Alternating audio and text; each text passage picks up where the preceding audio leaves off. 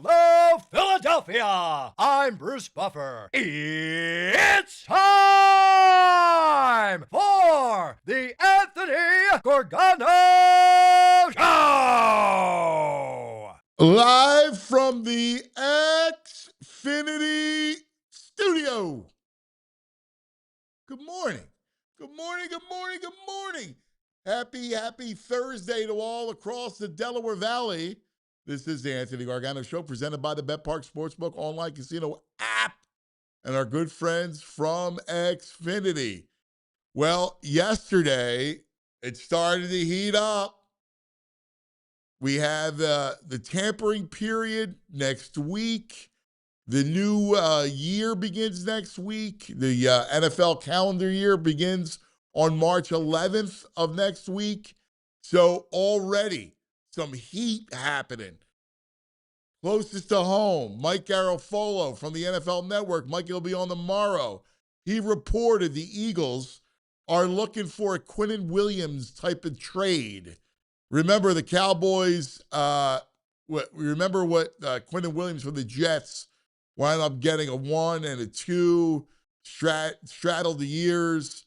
So it looks like the Eagles are looking for multiple picks, high picks for A.J. Brown, which makes sense, right? Quentin Williams he got from the Cowboys, he wound up getting a 1, a 2, and Mazi Smith, who can't play, who's just kind of a throw-in. So I think the Eagles have already kind of set the market that this is what we're looking for A.J. Brown. If you come knocking, and Howie's brilliant, right? Like Howie knows how to play this game. He could play it in his sleep. You see it, right? Anytime all the GMs are around and Howie's name comes up, they all get a little quiet. They all go, I don't know about dealing with Howie. So, look, Howie, I'm sure, let it be known to Mike Garafolo that, like, this is kind of where it's at. Like, this is what we're looking for if we're going to move on from A.J. Brown, well, this is it. This is the haul that we need. And we saw a big haul yesterday from McDuffie. Like, wow. It was funny. With the Chiefs trade McDuffie to the Rams. So right away, I text Spags. And, my man's not happy. Like, losing a great player like McDuffie, his contract, like it's about the long-term deal.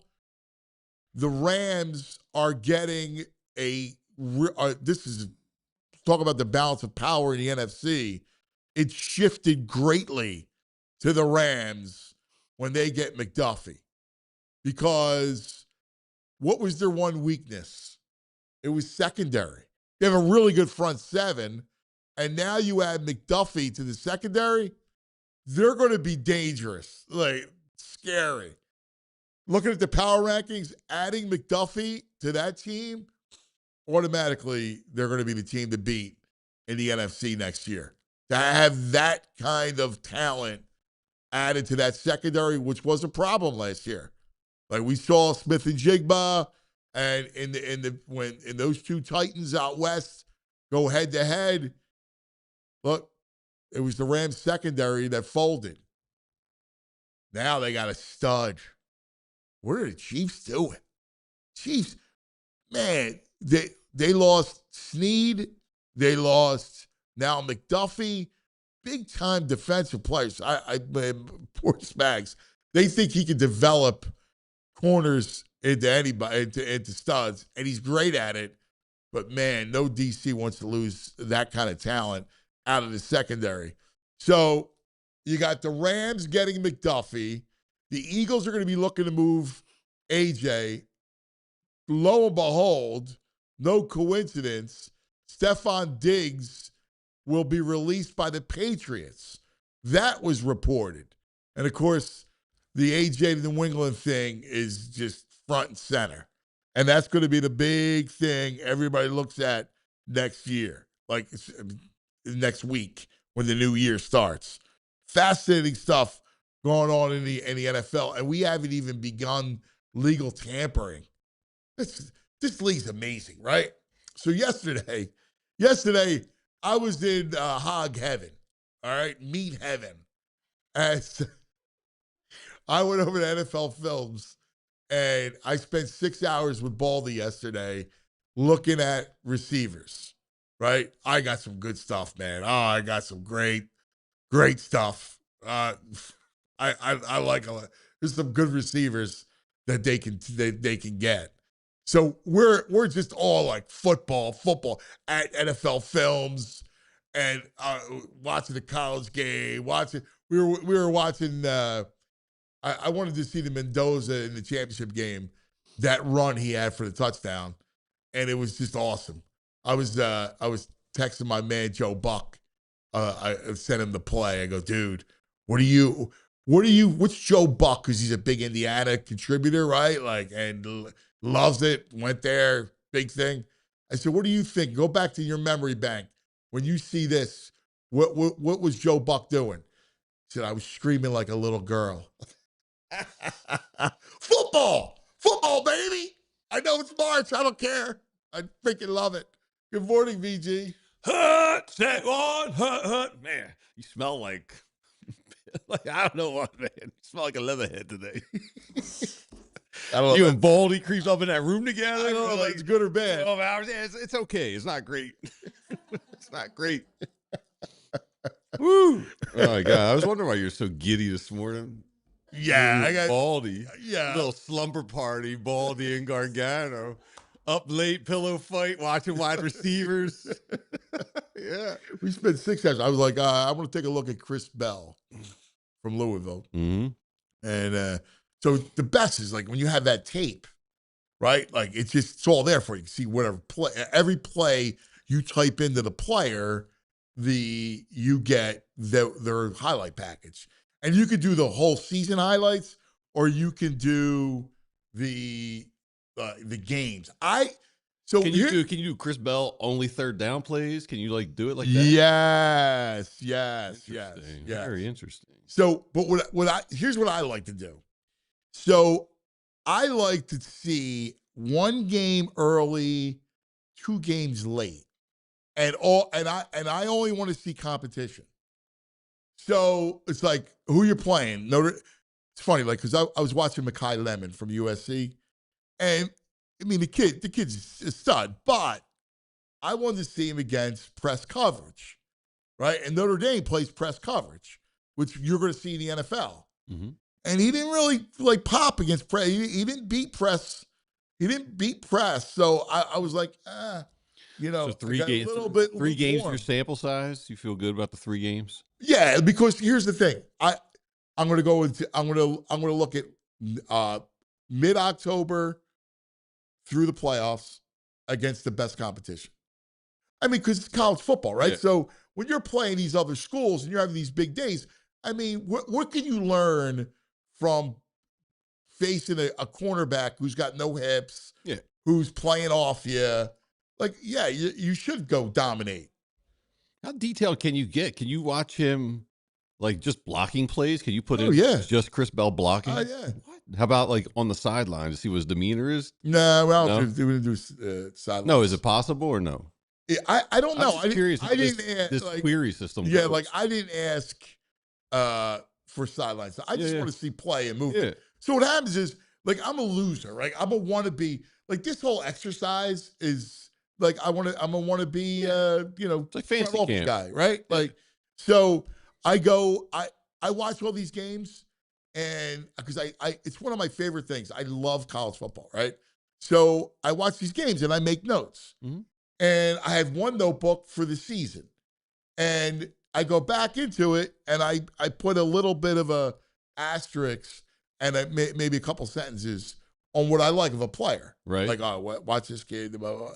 And then when I do that, I do this every year.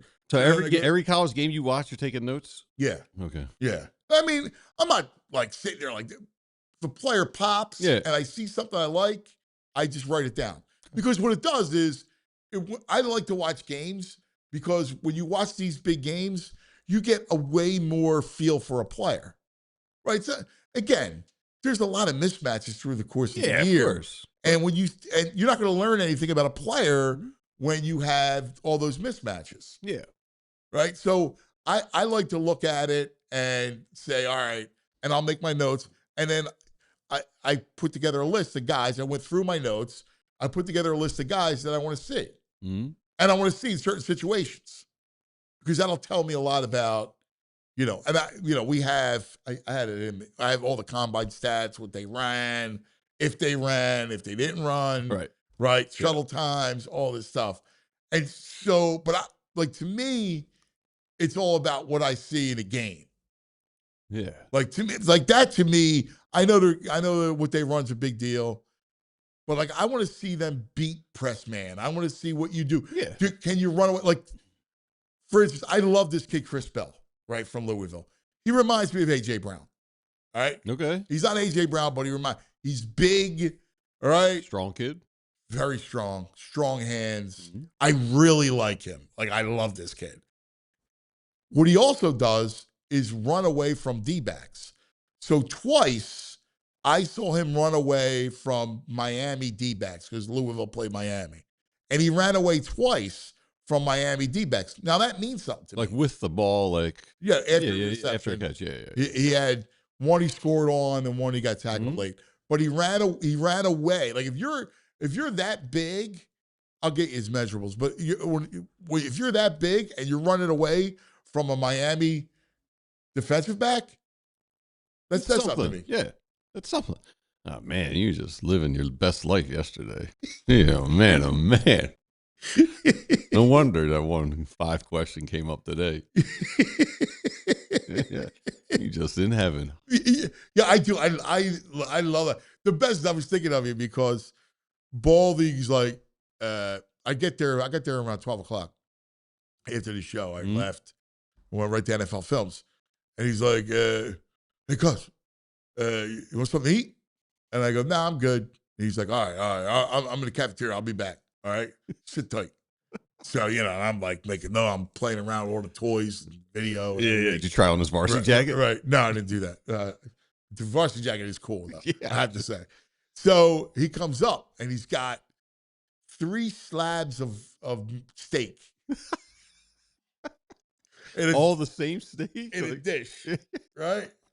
I go, what you got? He goes, oh, it's my meat. I go, what do you mean? He said, I get the chef, I bring the meat in, and I get the chef to cook up the meat. Yeah. He brings his meat to work, right? And then the chef cooks up the meat. All right. It's a man who knows what he likes, man. He's not trusting his meat to other people. He's just sitting there with a piece of filet mignon gnawing on it, right? And he's like, what do you want to see, cuz? Chris Bell. All right, Chris Bell. And he's got the meat. And he's got the meat on one hand. He's typing. Classic. And I'm just pounding coffee because they have a good, I like their coffee machine. All right. Film. So you're like a detective working late nights with the coffee, trying to bust a crime. I gotta find a gem in the rough. More coffee. Yeah. Oh, dude. Maybe some Chinese out of a container. Did you go? Because Baldy's always talking about like he buys that jacket there. Do they have a store or whatever that you can go and buy stuff at? No. I don't think he got. I don't know where he got it. He said there. He said they had a sale. He said they had a rack. Maybe once a year they come in with stuff. I don't know if but I like you gotta like to get in that building. You got secure. So there's 2 security. It's changed since we used to go all the time from last year, but now you got. ESPN bought it. It's like a whole big thing going on, right? Yeah. Because they bought NFL Films. Belichick hanging out there sometimes. Right, yeah, right. So you have all kinds of people there. So you have you have to walk through the metal detector to get into the lobby. So you have, a lot of security. Yeah, I bet. Football, man. Absolutely classic. Absolutely classic. We really got to get you on a low level, a low dose gummy in there and video, and then record you hanging out with Baldy on a gummy. Your head would explode. Yeah, I can't do the. You see that? You see that? You see that burst away speed, Baldy? You see that? No, I mean, we're just like analyzing it. Like I'm not freaking out. Like 6 hours of watching tape. By the end of it, my eyeballs were, But I love it. It's the one thing that I love that I know I could be good at. Like in another world, like another lifetime, had I known, like if I could tell my 18-year-old self, I would have been like, hey, go volunteer for the football program. And what do you like doing? But you like watching video like this, or you like writing? well, it's, that's my two loves. Well, pick one. If you could do it all over again. I don't know. I can't pick one. They're my two favorite things. Sophie's choice. Writing. All right. Right. I mean, it's close. Writing, probably. All right. Although, but I could easily spend like a life just watching I'm sure football. you just spent 6 hours for free. Wait. So I text my wife and I go, You got to think you're out of your mind. completely, right? Yeah. Because she's like, what are you doing? Yeah. Right. Watching. So I sent her this tape of me and Baldy, right? Right. Watch the tape. Right. And then she responded with that emoji. Describe that emoji, whatever. It's like big, crazy, like, I don't know what that means. Like confused, scared, maybe a little both. And so she goes, this must be what men feel when women dissect fashion. Yeah, it's probably pretty darn close. All right.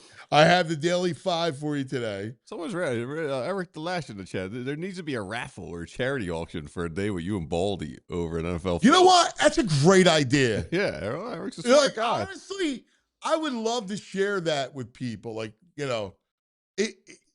he's so great. Like I love that dude, right? Yeah. So he's just he's just fun and it really is just it's football. And I imagine the software just makes it so easy to pull That's up the everything. thing. We got a big TV, we Yeah. got a little cubby hole, big TV, the glow, Yeah. right? And you're just hey, run that back. Let me see the end zone view, Yeah. right? Like because looking at different angles, Mhm.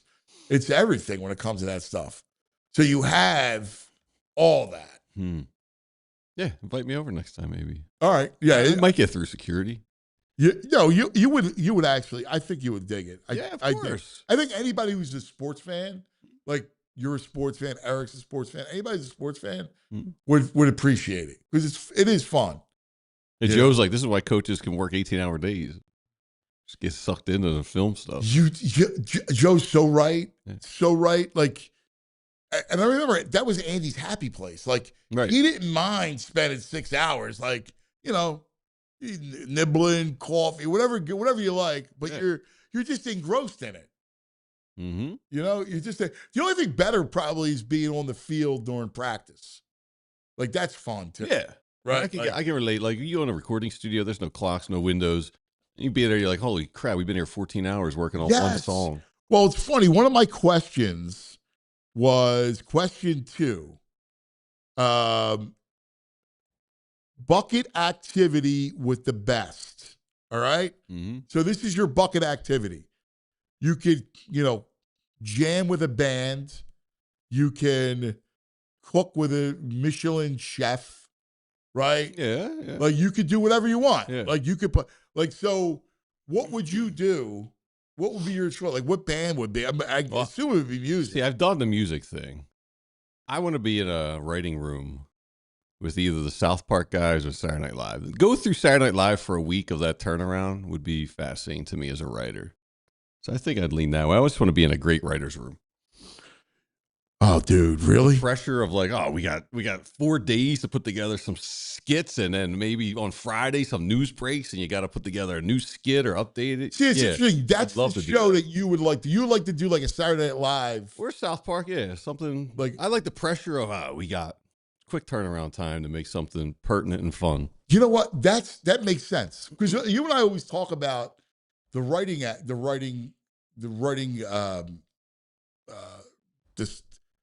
process, right? Yeah.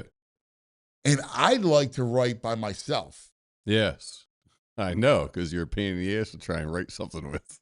I just like to write like that. I write my friend Vinny. Like we have a good, we've been doing it for years, come up with stories and stuff. But like when I sit and even when we would do it, I would sit by myself Yeah. and actually craft it and Right. write it.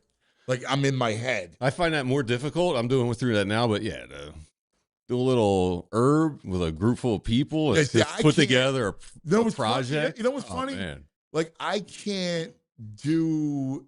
First of all, I can't do herb. Like I can't be like I could have a couple drinks, but I don't even like to do that. I truthfully like coffee.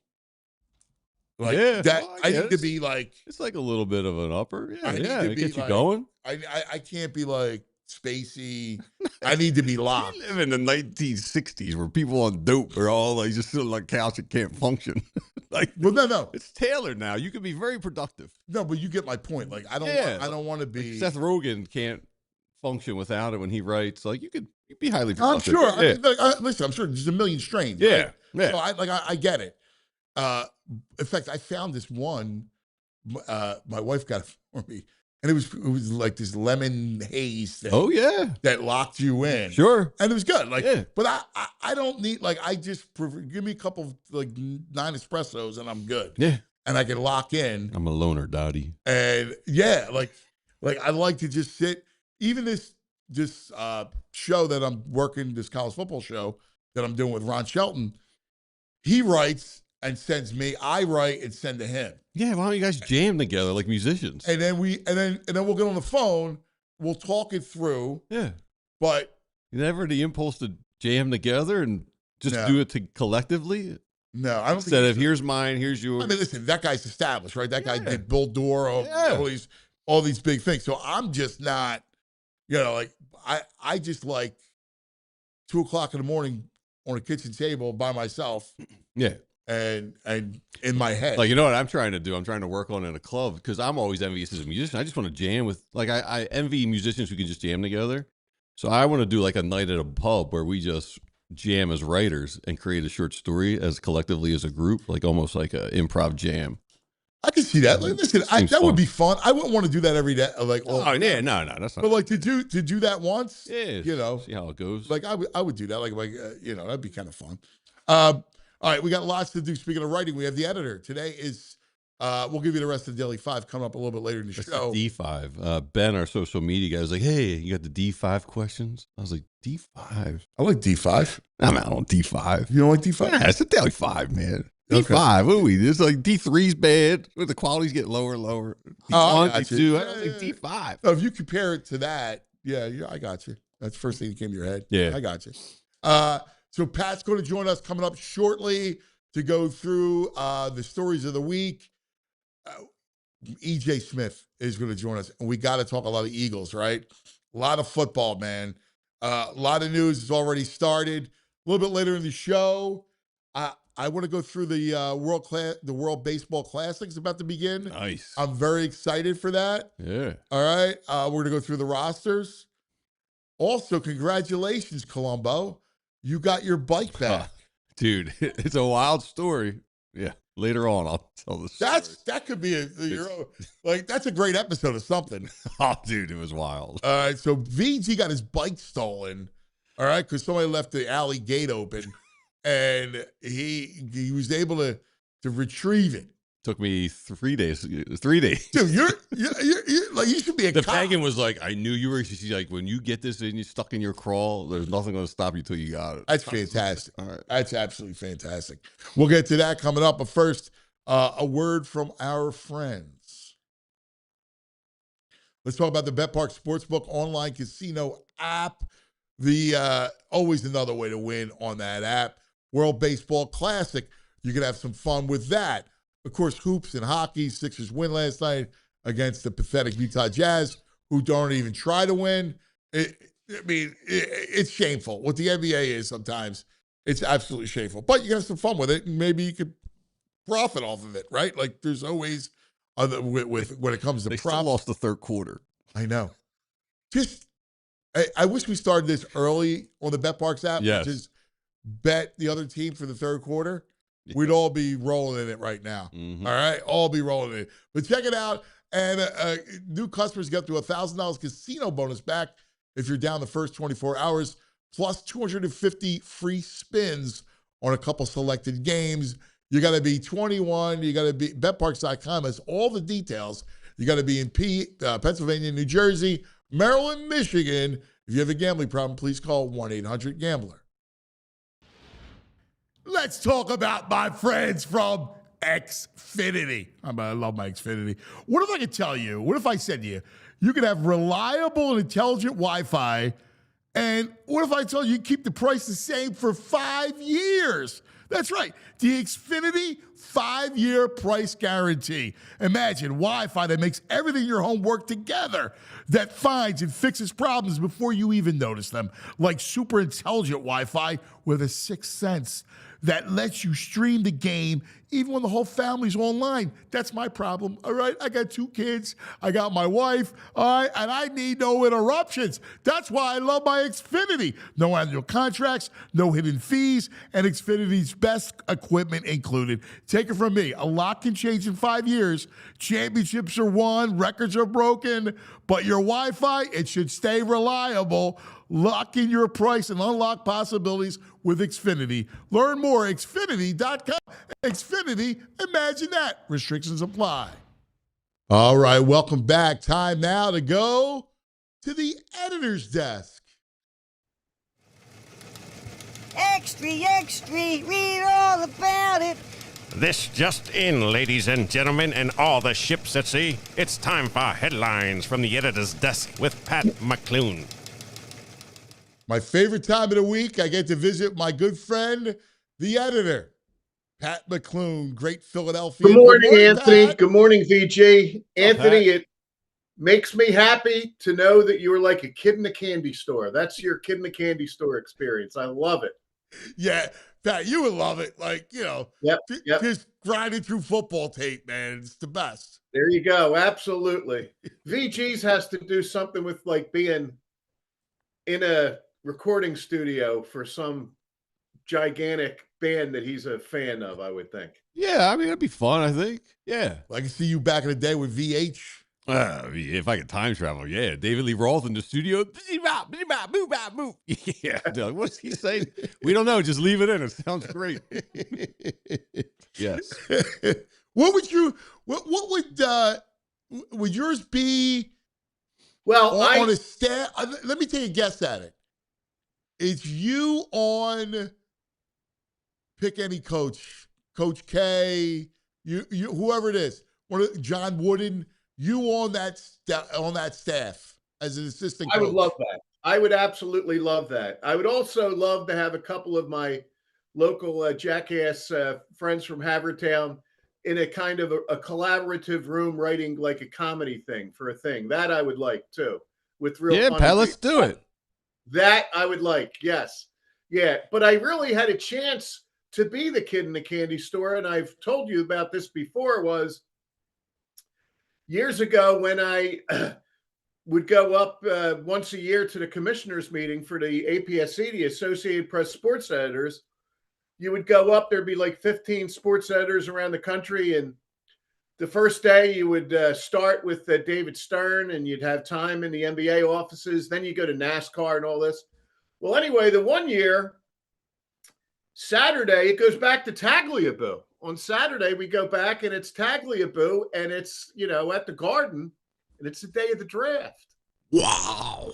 And you know me in the draft, and we go walking in, and I never ask for any access or anything, but whoever the PR guy was at the time, we're walking in to meet. Tagliabue said he'd give us time that morning.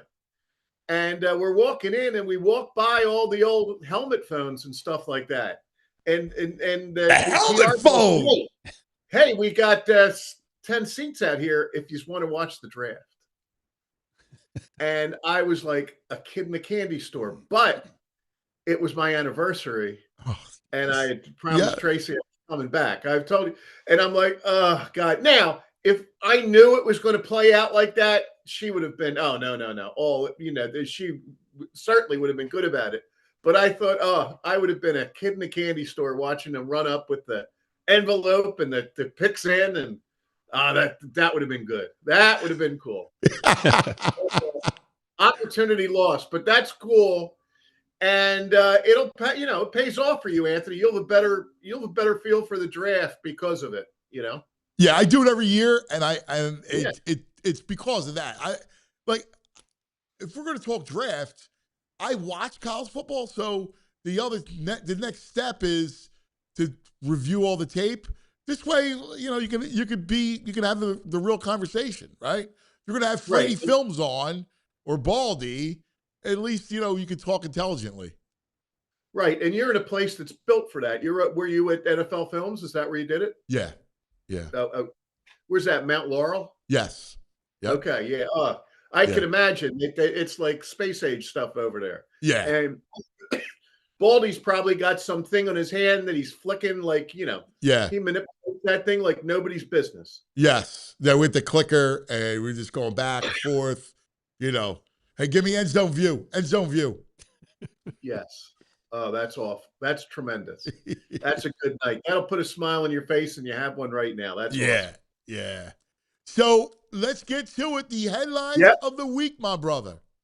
Well, we're fishing a little bit. A lot going on, and a lot going on in the next couple of weeks, which will be great. So there's a little fishing this week, but I've got Eagles, NFL in general, Flyers, college basketball, and the future. Wow. All right. Let's go Flyers. Okay. Our headline on the Flyers is late skate to playoffs. And there it is. And that guy right there, Daniel Briere, is the man of the hour as I bring up two questions to you guys. Can the Flyers pull this off in 22 games? And we keep looking at the draft and all, but tomorrow is the trade deadline. Yeah. What's in Danny's head? What do you think? So it's funny. I had on Frank Saravalli, who used to work for you. A good daily news man, yes. Who's now the Adam Schefter of the NHL for TSN Canada. And he said it's going to be probably a quiet deadline. Ristolainen would be the only one that the Flyers will move, which makes sense. Because if you're the Flyers, you still want to you want to sell any kind of asset, right? And the only way you're buying is if you got a guy that you like that you think can grow with you. Right. I did see a little of that. I was really glad you talked to Frank. And how about him pouring cold water on any big dreams we have of free agency? I know. Oh, man. Yes. And you got to, hey, guys, at some point, they got to go all in. And you're really hoping there's a couple of big names there, I know. Maybe this isn't it yet. Yeah. And now I think you're going to have to wait until the following summer. And, I mean, who knows? Like, teams are re-signing their stars. That seems to be the trend. Right. And that's asking a lot. And I guess the next big hope is that Porter Martone hasn't disappointed at all at Michigan State. And maybe he's the big deal. Who knows?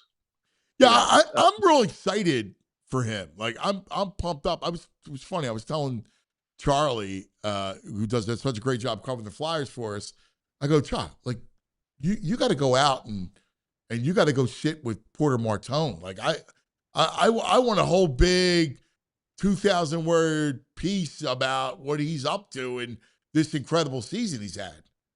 Absolutely.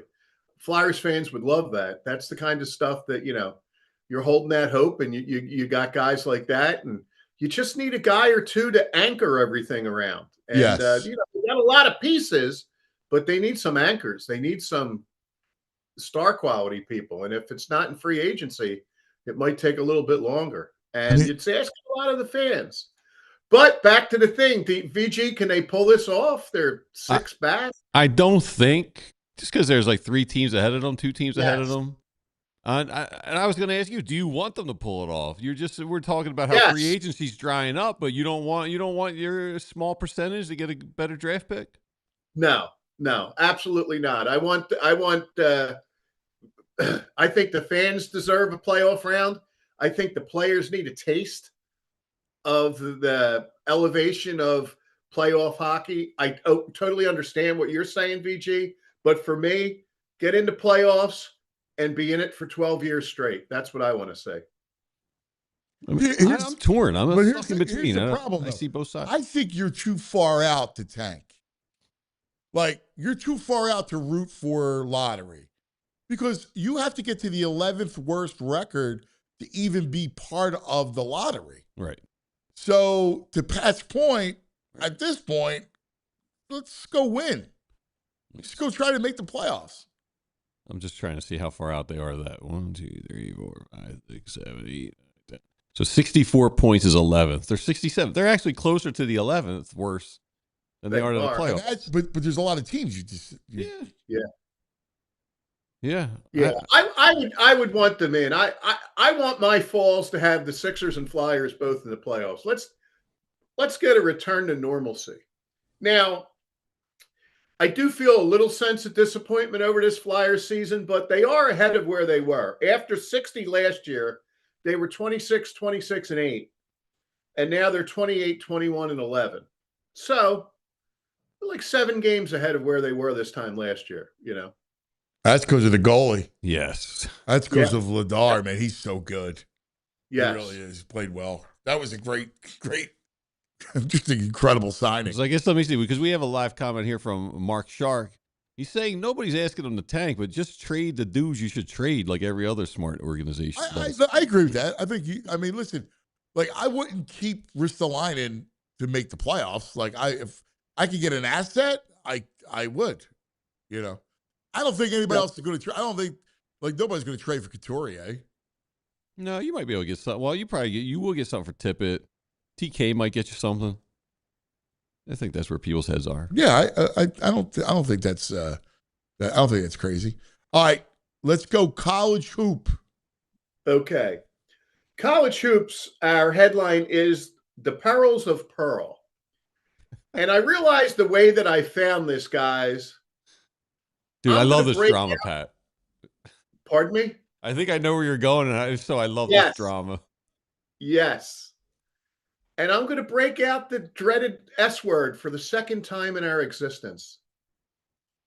Bruce Pearl's a strapper of the highest order. Okay? Strapper of the week! Dude, I so agree with you. And there's a great juxtaposition here between how I found it, because he was reacting to Joe Lenardi's, and Joe Lenardi is the opposite. Joe Lenardi is a Philadelphia treasure. Joe Lenardi is somebody we should be really proud of. I mean, yes. Imagine being better at something than everyone else in the world. And that's what Joe Lenardi is. It's a guy that was grinding on his blue ribbon book, and he just got so good at this thing. Now he is Mr. Bracketology. But anyway, Mr. Strapper, Pearl, he goes on, and here's the other thing that's a shame about it. He's in a position now where he's like the main guy on TNT for the tournament, replacing Jay Wright, another wonderful guy who was fabulous on TV. Unbelievable. What a trackdown. I mean, Jay was so good on television, so good. He's like a veteran. You think he'd be doing it 20 years, right? First year in. And now we got to have to deal with. That's a good point. I want to miss him this March, man. Oh, yeah. Me too. Me too. You know, my friend Jeff Sherry, you guys met. He's a Villanova player, and him and Jay are the same time. And he had asked, and Jay said about that he prepares so much, you know, and that's why he was so good. And you know, Jay's had his fill of preparing for everything. But anyway, to the point of why I bring this up, and the first time I brought up the strapper word, it had to do with the SEC again. But this time, this guy goes on there and impugns the Red Hawks. And we can't have that. You can't impugn the Hawks. You can't impugn Miami of Ohio, which is now 30-0. 30-0. And Pearl says that Auburn, that if Miami of Ohio gets tripped up in one game, that Auburn would be more deserving than Miami of Ohio. Now, I'm all for a guy who's backing his kid. His kid's the coach. Right. And they've had a couple wins, but, you know, let's be, you know, Let's tell people what it is. My son's coaching there. He said this at a time that Auburn had lost 7 of 8. They won the other day to go 16-14. Lenardi has 10 SEC teams in. Yes. And Auburn's not one of them. And he's making an argument that they need an 11th in over the Red Hawks. And I love this entire Miami of Ohio story. I told you, look, they're not going in round 1 and beating Kentucky. That's not happening. But I'll be rooting like hell for them.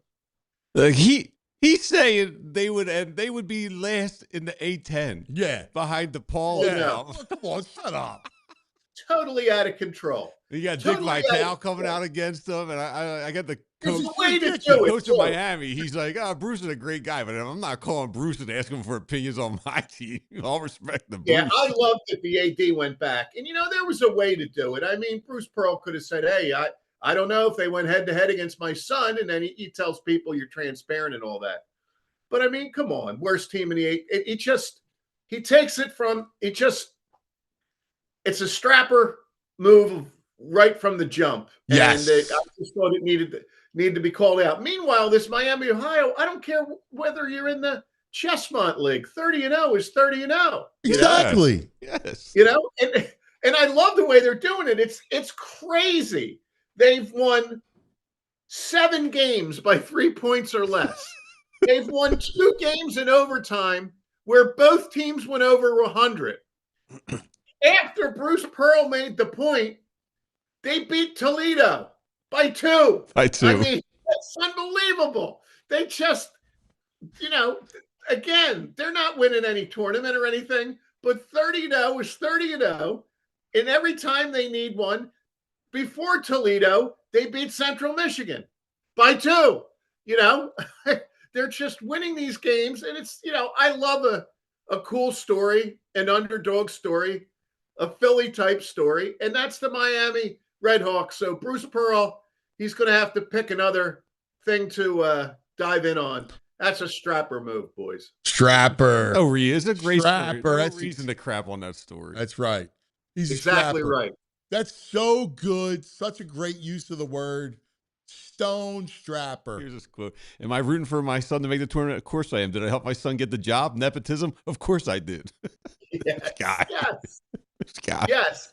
And, listen, he was crafty about that, too. He resigned at a certain point where they had no alternative other than to give it to his son. Nothing against the son. Maybe he's going to be a good coach, but,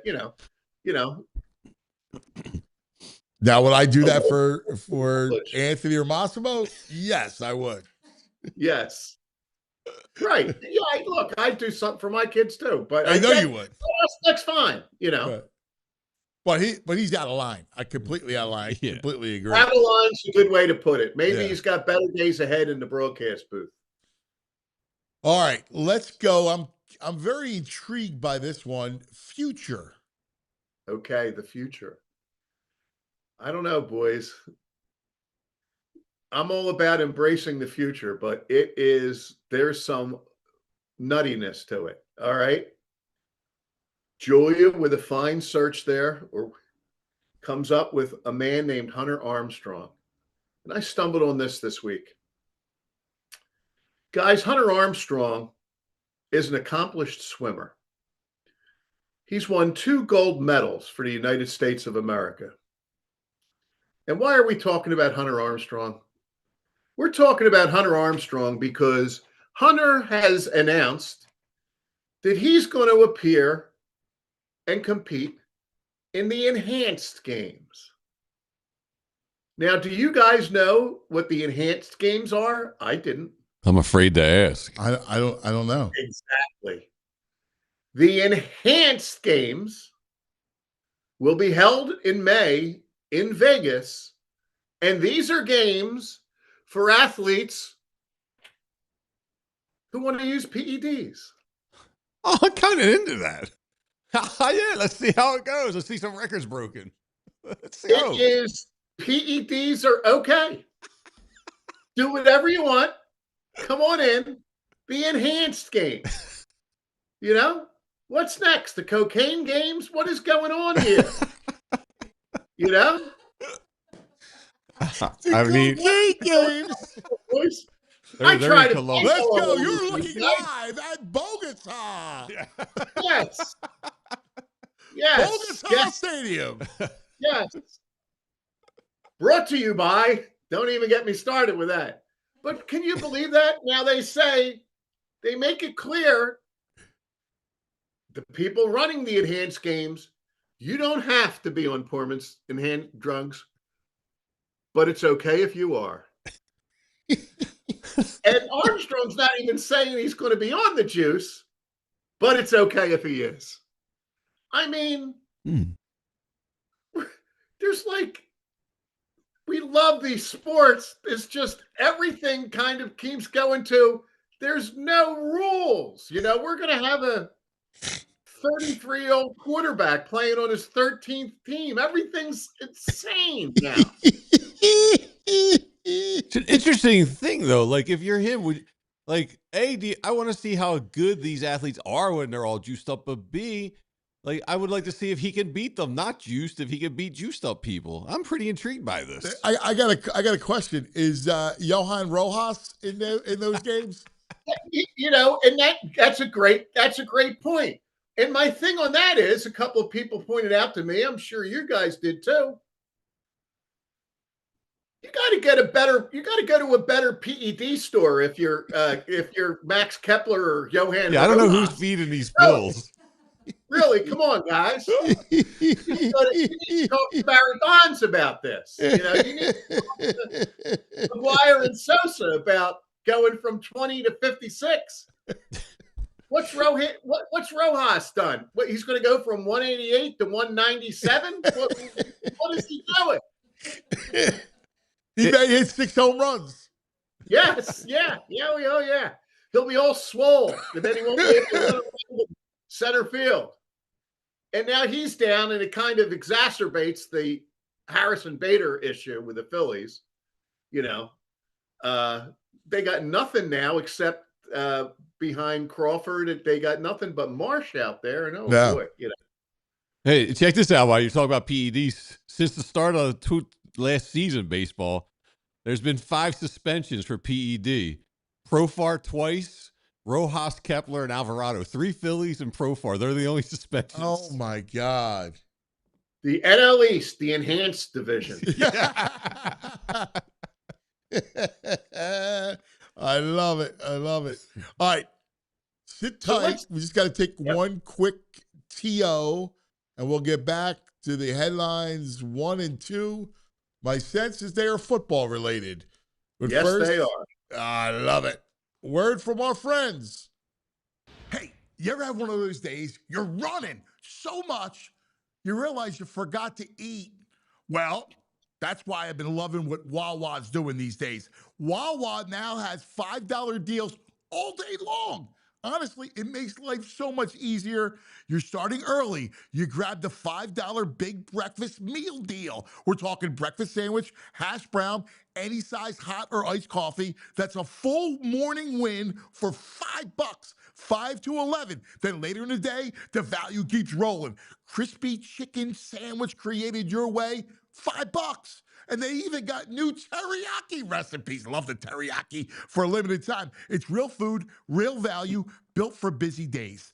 No planning, no overthinking. Swing in, grab what you need, and keep it moving. Start your day strong. Fuel up whenever you need Wawa's $5 deals. Limited time, exclusive supply. See Wawa.com for details. Gotta have Wawa. Look, you want Jalen Carter out catching passes? No. All right? Come on now. Not worth the risk, the time, the money. Keep your stars focused on doing what they do best. Same goes for your business. You don't want your top people buried in operations, tedious, time-consuming, redundant activities that wear them down. Togo can help any business look to reduce operating costs, from customer service and accounting to order management, logistics, admin, data entry, even complex multi-step operational processes. We take it off your plate. Every Togo program includes dedicated staff, custom automations, US-based process engineers who act as your quarterback, giving you complete control, total transparency, and instant efficiency. efficiency. At Togo, they turn your playbook into performance. You call the plays, we execute. HarnessTogo.com. Scale smarter, work faster, stay focused on winning.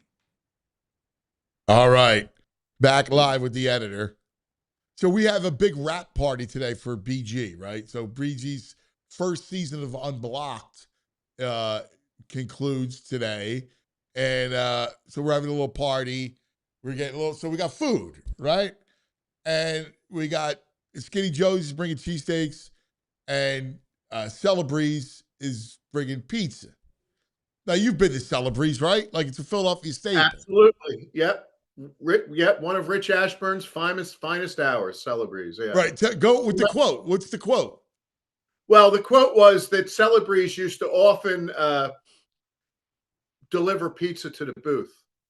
And at some point, the Phillies or the station went to Harry and Whitey and said, look, guys, we have a pizza deal. You can't be on the air raving about Celebreze. We like it too, but we have a pizza deal with, say, Pizza Hut or somebody. You know, we got to take care of our own pizza thing.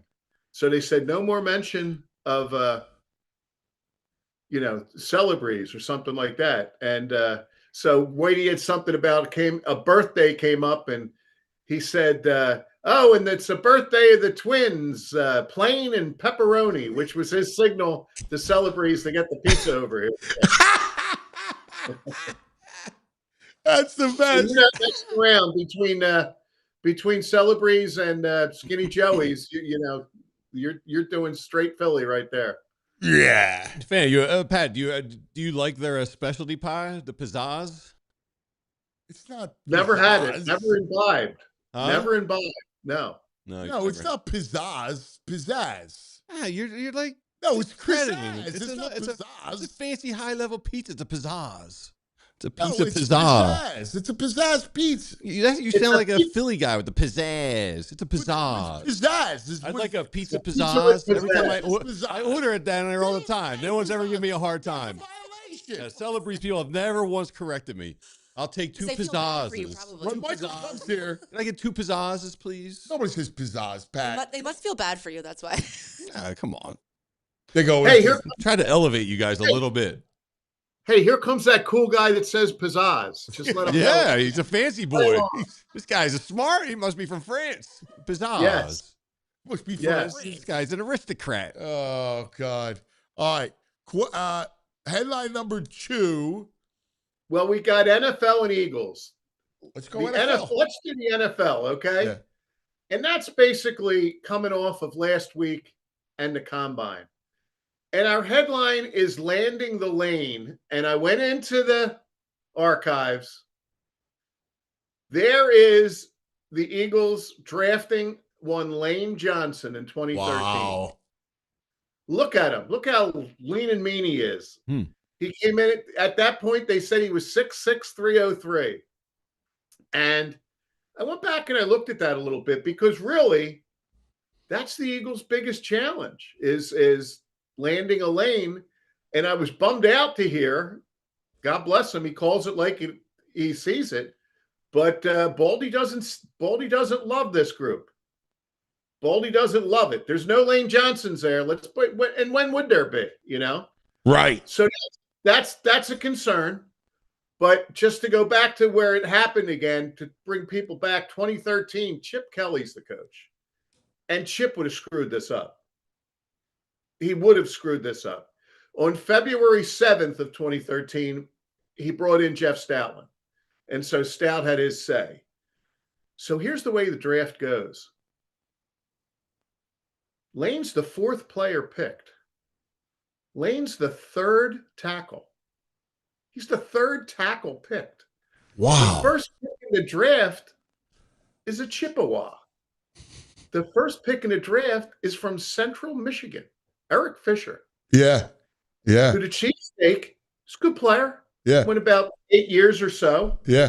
10 years, but two Pro Bowls, 6'7", 306. Solid player. The second pick, and I won't even pronounce his name right, was with the Jaguars. And and it was Luke Jokel or Jekyll. Jokel. Okay. Luke Jokel. Jokel. Yeah. Okay. And Texas A&M. Yeah. Another guy, 6'6", 307. Yeah. But he only lasted 5 or 6 years. Yeah. Jokel, people loved him that year. I'll never forget. Yeah. And so, Chip would have done this. If Chip had the third pick, they're not picking Lane Johnson. He's picking his own guy, Deion Jordan. Yes. What a bust that guy was. Yeah. We were thrilled. He was a defensive. He was an edge guy, like a 240, 235, 240-pound edge guy. Yes. In fact, if you remember, he became on the market at some point, and we had all extrapolated about him. You're right on. He was definitely going there. Yes. 3-time, wound up getting suspended for a year. 3-time, he would have been better in the enhanced NFL. 3-time PED guy. And, and so now Lane kind of falls in their lap. You remember the stories, the quarterback turned tight end, turned tackle, and it's definitely a Hall of Famer. Yeah. The best. Yeah. He's the best. Yep. I mean, anchor, great dude. Just he should be first ballot. Yes. Should be. Yeah. So a couple things out of the combine kind of saddened me. One is if there's not necessarily a great Lane guy, along the lines of Mailata, that O-lineman at Arizona State intrigues me just because he's from Africa and he hasn't played much football. And, who knows? Maybe he's just a great hard-nosed athlete who could go somewhere.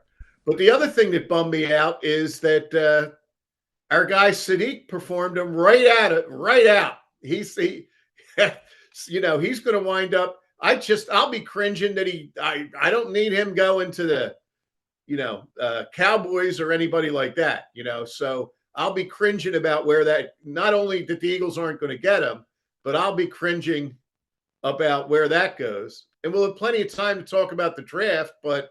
Oh, dude, I'm so with you. I love Kenyon Sadiq so much. He's the perfect answer to what they need. And it sucks, man. He's not going to make it. He's not going to make it there. No, he's probably going to go to the new power, number one, the Rams. Every draft's got the Rams taking him. Well, no more, because they used that pick to trade for. Oh, they got the 13th from Atlanta. They traded the back end. Right, the other one. Yeah. Oh, my God. Yeah, and again, another great Baldy thing. He's showing Sadiq, and he's showing these creative blocking things where they do these run plays where they pull Sadiq and he crushes people. Oh, buries them. And Pat, he's got great hands. Oh my God, he's such a player. I know. Oh, I Saturdays I do a Fox show with a friend of mine, Schwartz, right, who used to play for the Giants, and he's an Oregon guy. And Jeff was he's been talking about Sadiq, right? And I'm like, dude, I love this kid. All college football year, all last year. And he's like, dude, he's a great kid. When do you meet him? I'm like, oh my God. It's just a killer. Checks every box. Yeah. Just watching Penn State this year, he just popped off the screen to me early in the season. I kept a close eye on him. So that's a sin. That's a sin. But we'll see. Which brings us to the Eagles. And our headline there is flight moves, because things are about to take flight. Anthony, we are less than 100 hours away from free agency. Wow. Okay? Now, listen, we all know that free agency starts on Wednesday at 4 o'clock, but we're talking about the enhanced free agency, which is the legal tampering, which is when it starts, and that is noon on Monday. And so that stuff, Saquon was signed on Monday. Yeah. Or the equivalent of it. They got the Saquon thing went down on March 11th, and free agency didn't start till March 13th. So, things are going to pop. And so I bring the question, and you'll get better answers from a better man right behind me, and EJ Smith. But do these moves that you saw yesterday portend anything with Brown? Do you see the Eagles signing Jalen Phillips before Monday? It's a great question, man. Let's go AJ first, because Mike Garafolo yesterday reports that the Eagles want a Quentin Williams type of pick, right? So Mike is a close friend of ours, as we know, and I'm pretty sure that's a Howie salvo to the marketplace. This is what we're looking for. Now, on the same day, Stephon Diggs is getting released. And all that Patriots stuff, I know that A.J. Brown loves the Patriots. We already know about Vrabel. I mean, I don't see how that doesn't happen. Yeah, I mean, it's all there. You could even make the argument that the McDuffie thing has some reverberations. You unload the big thing of McDuffie with the Chiefs, and could the Chiefs want A.J. Brown? The bottom line there is the more potential buyers, the better off the Eagles would be.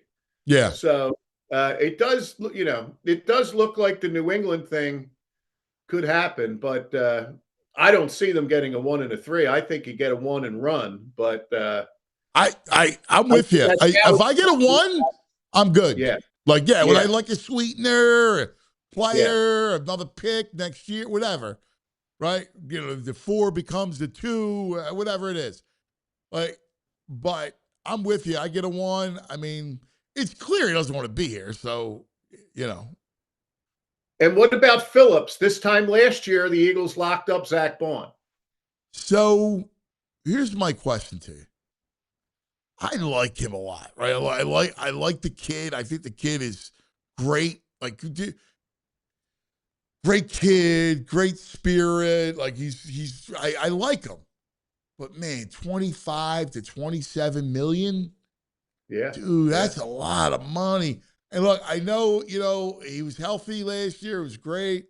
Came in, made an immediate impact. But he kind of quieted a little bit as the season went on. I agree with that. And those 25s, 27s, 30s are going to become 32s, 34s, and 40s when the Eagles have to sign some of these guys. Can you imagine the number Quinyon Mitchell's going to get? Yeah. Yeah. Yeah. And here's the thing. I can't pull the Chiefs and not sign my best corner. I know Spags was upset yesterday. That was a big blow to him. He loved McDuffie. All those man zeros and all those pressures. You can only do that if you can hold up in the back end. Right. Yes. I don't know, man. It's a lot of money. Now it's going to be interesting because you got Hendrickson out there, and is Crosby going to get dealt? Right. So you have 2 other big time ends, and where do those guys go? Do the Cowboys make a run at one of those edge guys? Do the Bears? There's talk that the Bears are going to go in on Crosby. Yeah. The Bears had a setback with the guy retiring on them, the center Dowman, the other day. So, they're going to need to make a little bit of a splash. Yeah. But the point is the point is that, I went and reached out for the future and some other things. No need from now, because we got all kinds of football stuff about the pop. We got the World Baseball Classic. We got March Madness. The 5 categories are going to write themselves for me for the next few weeks. Yeah, man. Thank God. That last month was depressing, right? Yes. And it started with the championship weekend. I enjoyed. I thought the championship weekend was fun. Good games. Obviously, we missed the Eagles. We were still licking our wounds. Yeah. But the Super Bowl was a drag, and you had the week off before the Super Bowl, after the Super Bowl, nothing happened. And because nothing's happening, the speculation and all just goes crazy Yeah. on a lot of different fronts. Yes. Yeah, like how many A.J. Brown stories you want to hear? And the Sixers. Yep. Pat, this Sixers situation, I know you didn't have them in your 5, but, I mean, how do you even they have gotten blown out. What did you say? How many times they lost by more than 40 at home? 3 times. 3 times in one season at home. It's a record. Never happened 3 before. times they have been beaten by 40 or more points at home. Yes. And you know how, and I heard Rhea you say this, I think via John Clark. You know how many times the team has lost by 40 or more at home in NBA history? 3 times? Never. Never. Yeah. First time in history that's happened. I mean, come on. Like, it's been like, I get it. You know, Oubre and Joe, obviously, but still, like, you can't, like, I worry about Maxey. Yes, I do too. Yep. Yeah. Hey, just a quick NBA while we're on the NBA. The worst 10 teams in the NBA right now are on a combined 44-game losing streak. Adam lost Silver's 4, lost 1, lost 2, lost 4. Combined 44 Adam game Silver's losing got streak. big problems. Anthony, do me a favor and try to find out at what weight in the enhanced games would EJ have played at Methacton? Could you imagine him, EJ, in the enhanced games at Methacton? He would have been a terror. I love it. Yeah. Pat, thanks, my brother. Okay, guys. We love you, buddy. See you soon. Take care. There he is, the great Pat McLoone from the editor's desk. Let's take a quick TO, and we'll come back with EJ Smith. And looking forward to talking all about the Birds and AJ. And I know my man is on top of it. Let's talk about Parks Casino. Yeah. Ooh, night out. The Sight Center, all the big-time acts, world-class restaurants. That's what you want to do, man. Get a nice night out for guys or date night, girls' night out. It's all there. Yeah. Here's what's happening. Tickets available for these headliners. March 14th, Tracer Morgan. That's next week. And April 3rd, Cheap Trick. Want you to want me. Melissa Etheridge, April 18th. You got to do it quickly. The Wallflowers, May 14th. I'm not. I like them, but I don't know. Oh, Andrew Dice Clay, May 16th. Oh, Paul McCartney, June 12th, a tribute to Paul McCartney. let it be, let it be. July 24th, the Gene Simmons Band. Call me Dr. Love. August 29th, Australian Pink Floyd. Here. November 13th, Grand Funk Railroad. ParksCasino.com to buy tickets for all shows. Parks Casino. This is how you win. Gambling problem, please call 1-800-GAMBLER.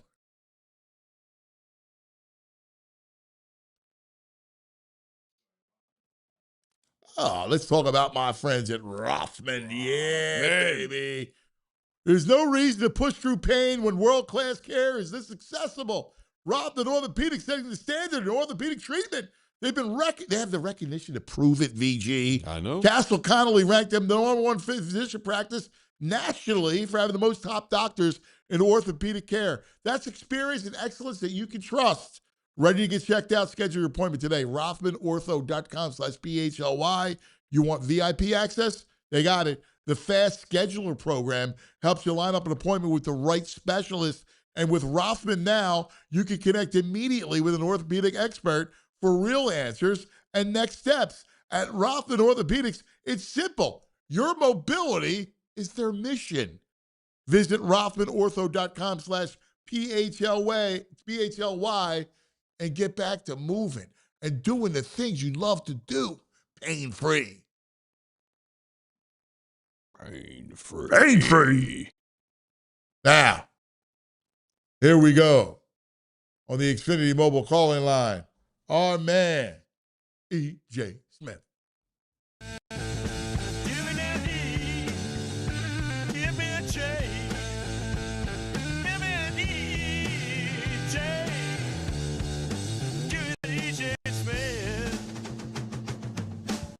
EJ! What's going on, guys? How we doing today? Are you want to go do the enhanced games? Yeah, I'm not familiar with the enhanced games. I got to be honest here. I didn't know either. Yeah. But Pat educated us on them, and Yeah. it's the competitions that allow PEDs. Oh, well, I mean, for my own personal health, I probably wouldn't do them, but I try to make sure I get to the gym and move some weight around every once in a while. So, yeah, but all natural over here, all natural. Getting a shot every once in a while is not bad. Yeah. All right, we got a lot to unpack, a ton to Yeah. unpack. So let's start with AJ Brown, okay? Because obviously, Mike Garafolo, friend of the show, Yeah. reports yesterday that the Eagles are looking for a Quentin Williams type of trade. Yeah. Yeah. So, it's a one with a sweetener added to it.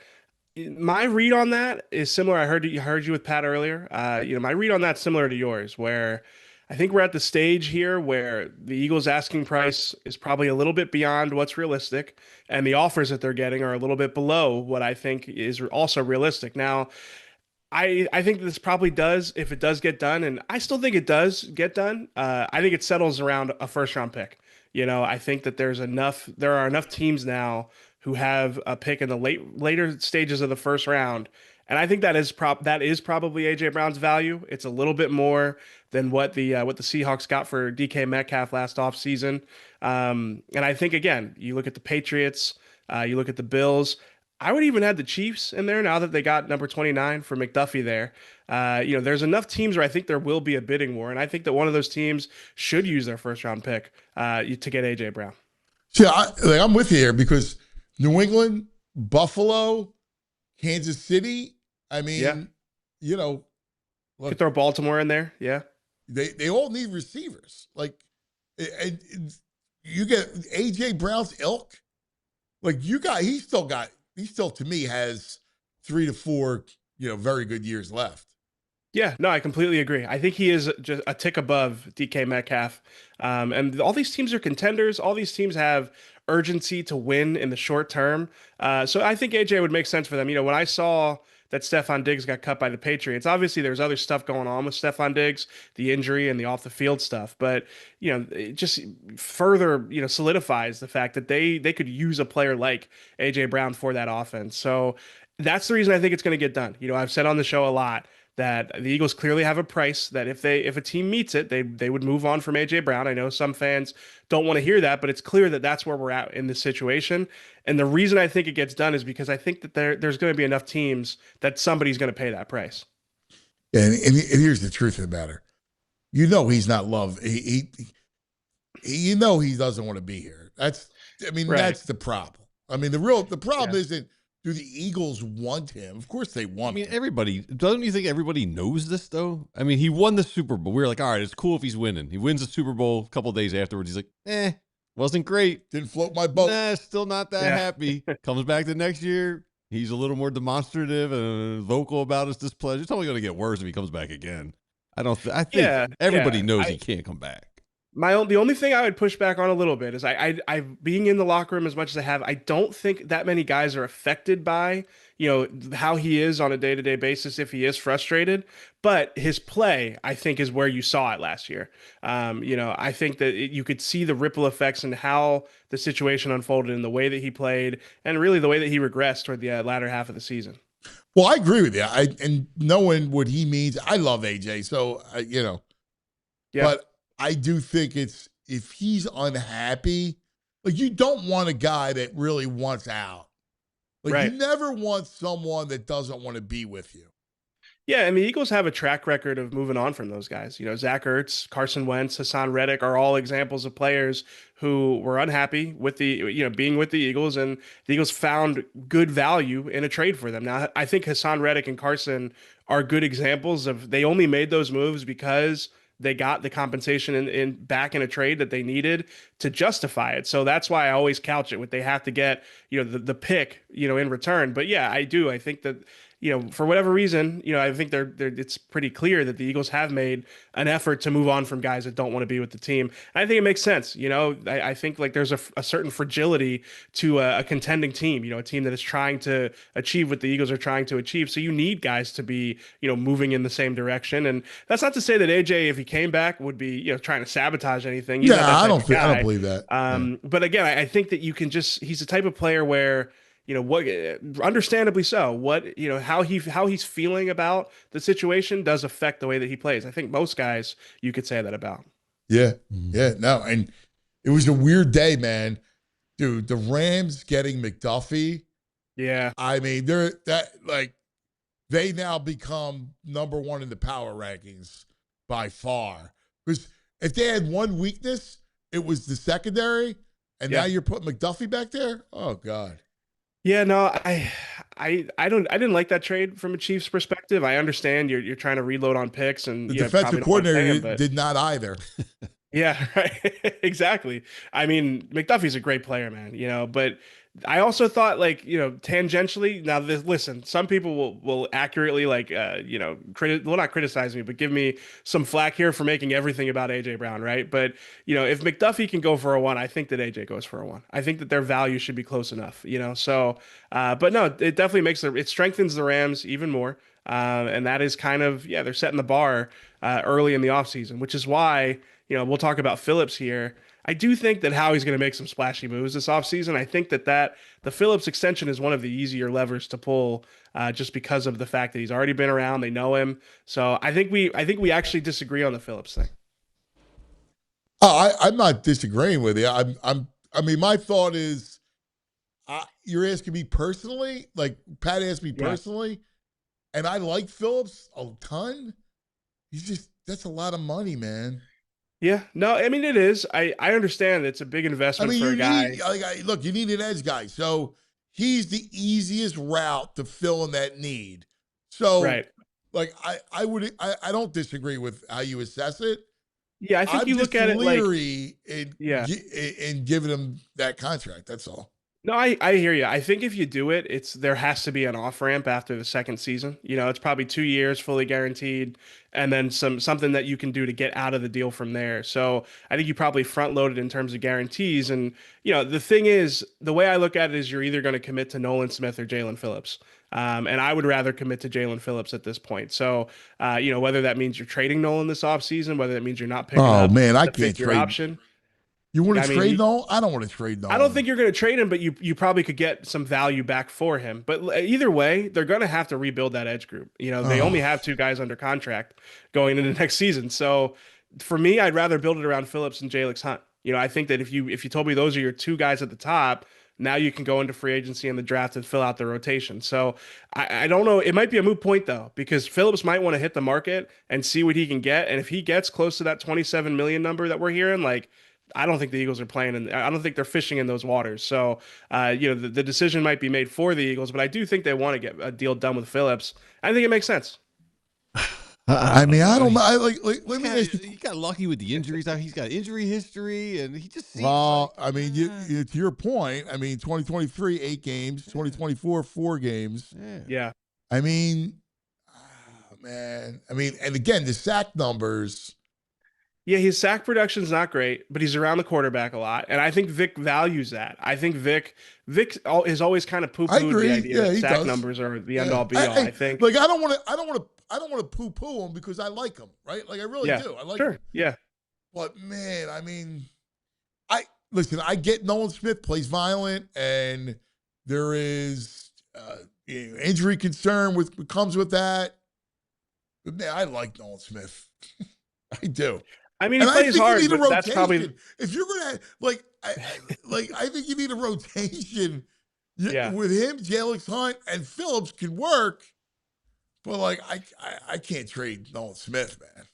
Yeah, the thing with Nolan is all the reasons you like him are also the reasons you probably don't want to extend him. He plays hard. He plays 110 miles an hour. So so let me ask you this, because I've been going through this experiment. We're doing a quackatology on the show at 2:00.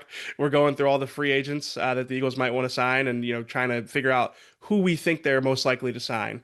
And in the back of my head, I'm not saying I'm arguing for this, but in the back of my head, I'm thinking, it's a good safety market. I know we've talked about Reed coming back. I think that there is still a possibility for that to happen, but could they surprise us and really invest in the secondary and sort of leave the defensive front, the edge group in particular, leave that for the draft? Like wouldn't I could see a world where Vic is pushing for that instead. Like give me a second corner that I can really count on, or give me, a versatile safety if Reed ends up signing elsewhere. Like I could see them doing it. It's so against Dude, you the way just that the used Eagles that. build You their just used the defenses, though. second round pick on a safety. Right? Yeah, but if Reed walks, they're gonna have to address that position. So are you spending big on Phillips? Are you spending big on a different edge?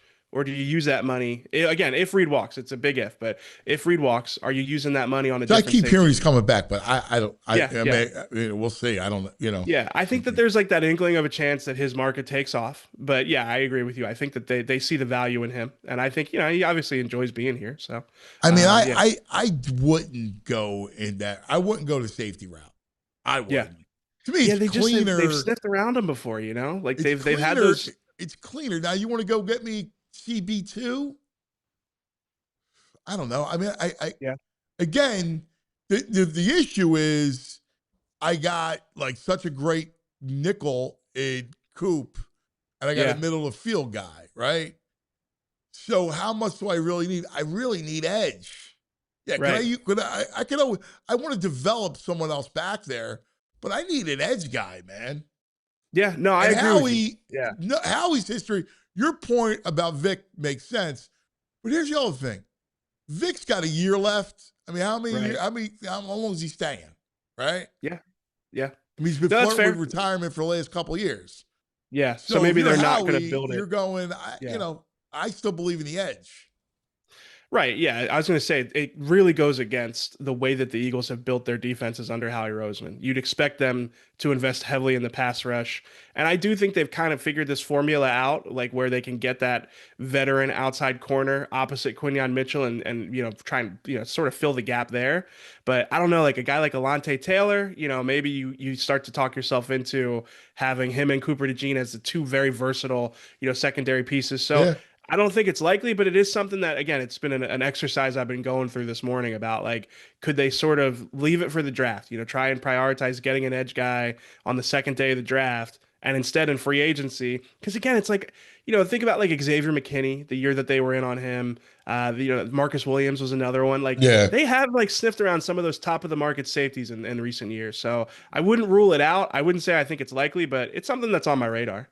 What about options at edge? At end, like obviously you have the two big pieces. Hendrickson's now out in free agent, and you got the Max stuff. Like I would imagine, because I know that Lane and Max are close. I would imagine that Lane would have fired some texts off to Max. Yeah. But I mean, I'm sure. I think the question is less about if Max wants to come to Philly and more about if the Eagles are willing to pay what it takes to get him. I mean, he's a great player. I think it'd be fun to add him to this defense for sure. I think it'll come down to it'll come down in a strange way to what they do with AJ, because of the fact that the financial repercussions of trading AJ could impact your ability to get Max Crosby. I know it kind of feels like it'd be the opposite, but the dead cap hit would actually be a big factor there. The other name I wanted to add there is, I think Bradley Chubb, if you lose out on Jalen Phillips, I think he makes a ton of sense, because if they lose Jalen Phillips, they're going to play the comp pick game. They're going to get a third-round pick next year because of the contract that Jalen Phillips would sign elsewhere. So you're not going to want to really go heavy in free agency, which opens the door for a guy like Max Crosby, obviously, but also, Bradley Chubb got cut by the Dolphins before free agency, so he doesn't count against the comp pick formula. And I just keep going back to, like, when we were talking at the trade deadline, it wasn't Jalen Phillips clearly above Bradley Chubb as a player that we thought the Eagles should trade for. It was kind of like, you kind of take your choice there. So yeah, I think that he would make a lot of sense. The other name that as I'm going through this exercise, looking at these free agents, is Arnold Ebiketie. He's got the draft pedigree. Obviously he's a Penn State guy.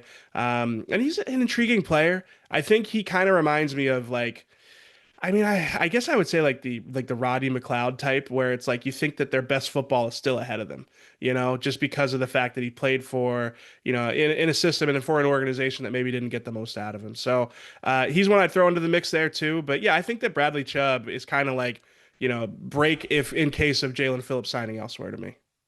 Yeah, I would. You okay with Chubb? Yeah, I mean, Yeah. I mean, listen, I like Phillips better than Chubb, but Sure. Yeah, he's younger. He's definitely got a higher ceiling, but Chubb he has played for Vic. He's got the draft pedigree that the Eagles always seem to really care about. And yeah, I think he'd make some sense. All right. What are you hearing, Goddard? A lot of people, walking him out the door. Yeah, it seems like what would be obvious to me, is that if he has a really robust market at the start of free agency, I think he's gone. Obviously the Eagles, they only brought him back on a pay cut last year. I don't foresee him signing some, big multi-year deal with the Eagles. If his market kind of stagnates and he doesn't, get what he expects, then yeah, I do think that there's still a road back. But yeah, I think that it's going to be that it has to be, after some time passes. I think, I don't think the Eagles are like pushing him out the door, but I think they're expecting him to sort of, have a market and go elsewhere. But it'll be interesting because, a lot of what we heard last year was, if Dallas Goedert was on the open market, he'd be worth this. And that's why that was kind of his argument for, what he wanted to get paid. And now he has a chance to prove that. So, it's an interesting market for tight ends. I do think Dallas Goedert's toward the top of it. And if he does get paid, a multi-year deal, I do not suspect it would be with the Eagles. What do you hear about Njoku? Because one of the insiders brought him up. Yeah, yesterday. I think it was Elliot Short-Parks brought him up there. Yeah. I mean, he is like, he's got the physical profile that you would want at that position. He's not quite the blocker that you probably would expect based off of what he looks like. No. He is like, he's a name to watch. I did a top 3, tight end targets, yesterday. I put out that, you can check that out on our Instagram. And I had him as my number 3. I like Charlie Kolar more than him, the kid from the Ravens. He seems like a player that I like him. Upside. He got caught in a log jam.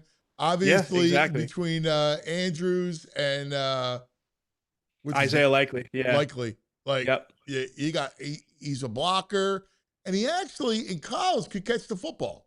Exactly. I would say if you do your homework on him, like, we've done our homework on him and you kind of can see the complete picture that you can have there. So, he is a threat in the receiving game, even though he hasn't shown it as much in the NFL because he hasn't had the opportunity. And you watch some of the clips of this guy blocking outside zone for the Ravens, and it's just like, this guy is perfect for what they're going to bring, what Sean Mannion's going to bring to Philadelphia. The outside zone, wide zone running scheme, he's made for it. Howie Roseman has talked about needing, tight ends that are better in the run game, guys who can hold the edge. And I think that is Charlie Kolar. So I think he's interesting, but my guy is Chigo Okonkwo. I think if you bring him in as your number 1 tight end and you can get the dirty work tight ends in the draft, it's a good draft for day 2, day 3 tight ends that can, be a factor in the run game. I think that Chig makes a lot of sense for them too. He kind of has that, like, he's got the traits I like at tight end, where he's good after the catch because he's just physically imposing. He's a vertical threat.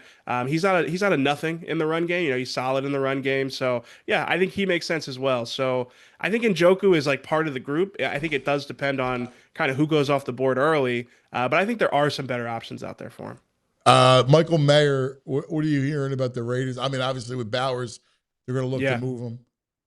I like him. I like him as a trade target. Especially if you are, let's say Phillips walks and you're really trying to make sure you are playing the comp pick game and you don't want to pay big at tight end. Trading for Michael Mayer, he's another one. He leans into, he's a solid Notre blocker. Dame. Yeah, he's productive in college, has a high motor. I think he would make a lot of sense too if you wanted to play that game where you didn't want to wade into the free agents waters. Yeah.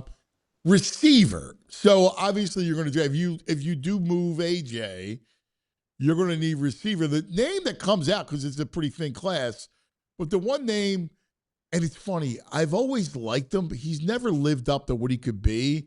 It's Darnell Mooney. Okay. Like Chicago, Atlanta, I've always thought he could do something. He's never really put it all together, but I think he's got ability. Yeah, and those are the types of guys you kind of expect them to be in for at wide receiver, especially in free agency. Yeah, I think whoever you bring in, it can't be like the Jahan Dotson mold where it's a guy that kind of does everything well but nothing like exceptional. You want somebody who's really dynamic, with the few touches they're going to get, especially if AJ Brown is back, which obviously we talked about. We think he will be traded, but if they bring AJ back, especially that number 3 receiver is only going to get a couple targets a game. You need someone that can really change a game without that much opportunity. You want somebody who can stretch the field or somebody who's dynamic with the ball in their hands. So yeah, Darnell Mooney's an interesting one. I don't think that they'll be in this market, but Romeo Dobbs is somebody I really like, a big physical receiver, especially if AJ does get traded. I think, he'd be a good complement to Devontae Smith. Overall, though, I think that you're addressing this in the draft. I think, Yes. if you're gonna really But if have AJ leaves, an investment, you're gonna need multiple receivers. So for sure, yeah, and you want to build that room out. I always get the sense that Nick is in the basketball team mold. He wants different profiles in his receiving core. So yeah, they have to build that room out. I think they will address it in free agency to make sure that they don't force it in the draft. But yeah, I think that their big investment probably comes in the draft. yeah, Mooney's nice. He's still fairly young, like 27, 28. can He run. averaged like 13 yards a catch last 2 years. Yeah. Yeah, those are the guys that I think they need, especially if you even if you draft somebody to replace AJ early, that number 3 receiver, you want them to be, efficient more than they are like a volume player. So yeah, those are the guys that I think you got to look at. Yeah, it's amazing, right? Like we're talking about this new offense, and if they do trade AJ, and you're sitting with here's Mannion, the new offense, and you got one mainstay. You just got Devontae. Like you got, you got to get 2 tight ends, 2 receivers. It's pretty dramatic. Like Yeah, it's a big overhaul.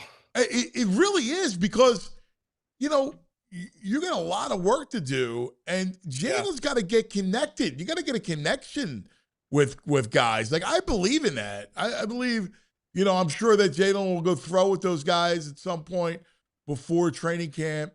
But wow, man. I mean, we've seen it with Jalen. Like he doesn't throw the ball to guys he doesn't know very well. No. So, they trade AJ, they bring in a bunch of new the Dallas Goedert signs elsewhere. I mean, maybe 150 plus targets isn't unrealistic for Devontae Smith just because that's going to be one of Jalen's few guys left, Right? I mean, think about it, right? Like, I'm trying to remember the last time the Eagles went in with that kind of remake in both tight ends and receivers. Yeah, I mean, what was like the year that they got Jeremy Maclin? I think they had a couple of they added like 2 or 3 receivers. Yeah, but they already had Deshaun there at that point, right? No, it was so probably the year they drafted Deshaun because they had Maclin in 2000. No, they had Deshaun in 08 and Maclin in 09. So that's a year where they really remade it over 2 years. Yes. I think they I was thinking like somebody the else Alshon too. year, like when they got Alshon. Yeah. Is that a time when they really had to turn it over? I don't know. I mean, but they always had a tight end that was a mainstay. Right. Yeah. Whether it was Selleck or Ertz, like you had a guy that was always there. Yeah. There's always that safety blanket. That year they added Alshon and Dallas Goedert. That's probably the closest thing you could compare it to, but it's different. And not for nothing, like the Eagles have done pretty well drafting receivers in the first round, but obviously they haven't been perfect. They're the Jalen Ragers of the world.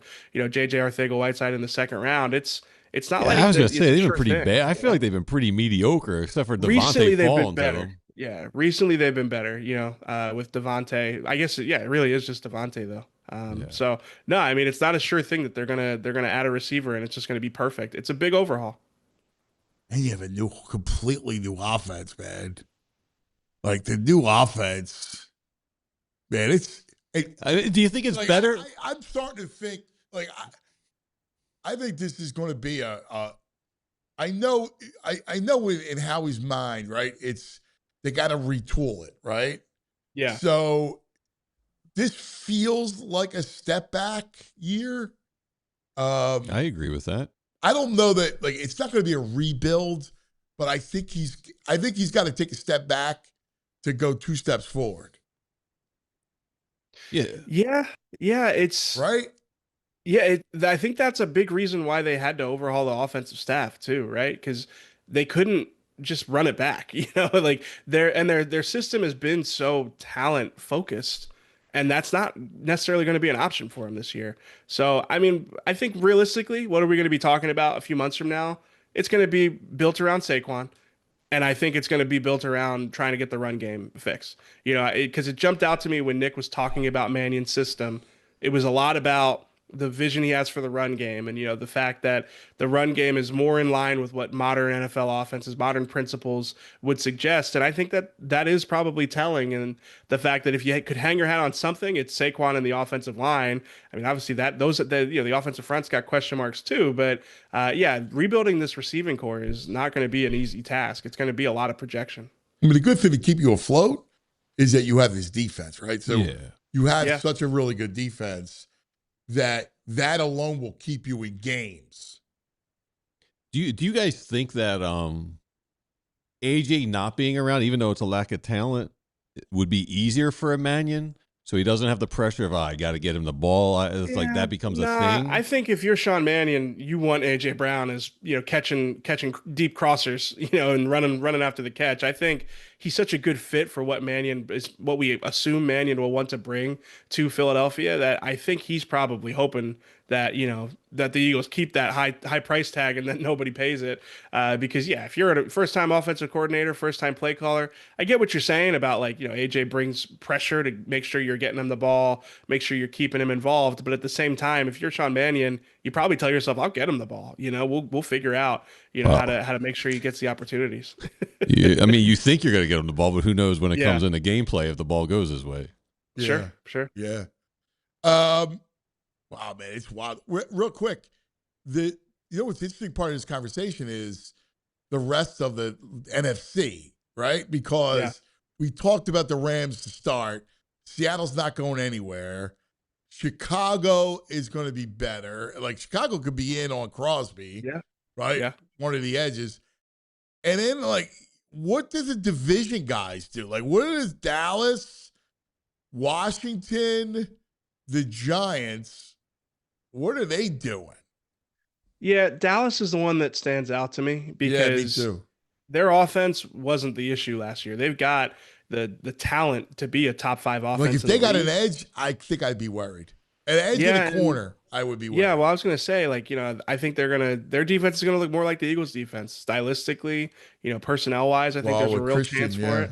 Yeah, so, I mean, and even if Christian Parker can get that defense to just middle of the road, just mediocre, you're talking about a team that is going to at least give you a tough game every week. They're going to be able to put up points, and they're going to be able to get stops when they need to. So I think Dallas will be dangerous next year. With Washington, like Jaden Daniels is the ultimate wild card there. They could turn it around, but I don't know. I just feel like they probably set themselves back. I believe in Daniels. I just thought they made horrific decisions around him. Yeah, and I think that those decisions last offseason set them back. I don't think it's going to be an easy one-year fix, one-year turnaround. And then the Giants, I mean, I think they could be fun next year. I think they could be frisky. Harbaugh is a great coach, I'm with you. I'm not worried about them.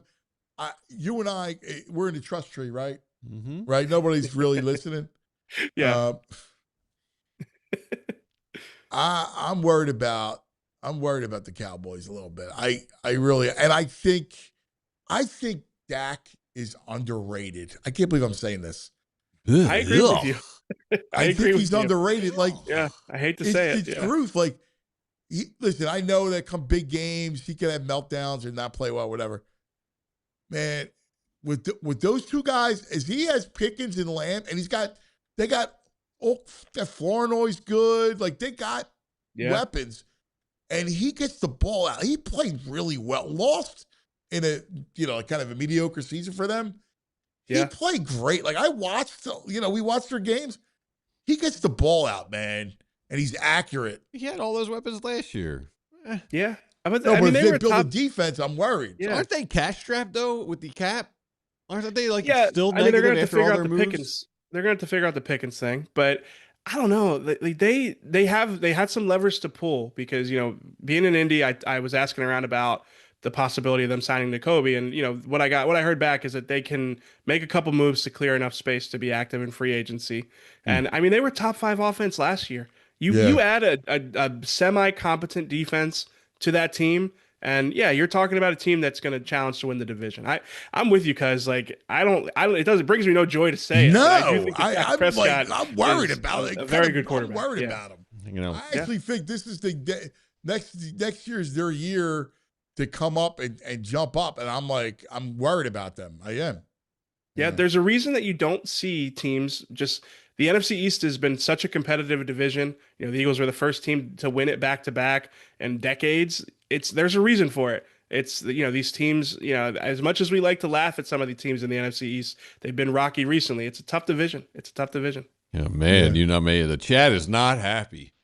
Big Fart says this segment's nauseating.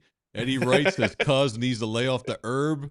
And Fit Dad with a $20 super chat. Oh, no. I will not listen to any of this Dak praise. Ha ha ha. He had all those same weapons last year and did nothing with it. Stop it.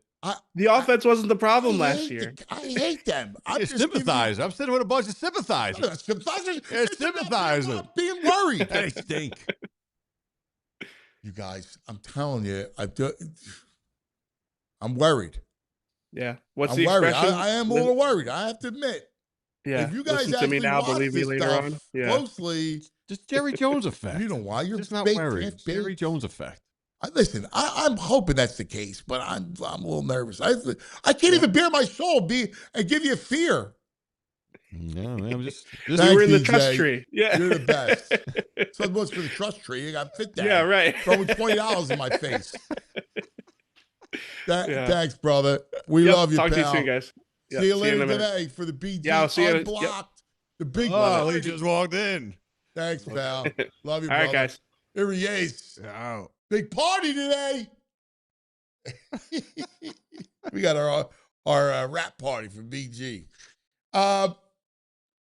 Let's take care of some business. And then we'll get back to the Daily Five. Mm-hmm. And then I want you to tell the story Oh, yeah. of how you got your bike back. Yes.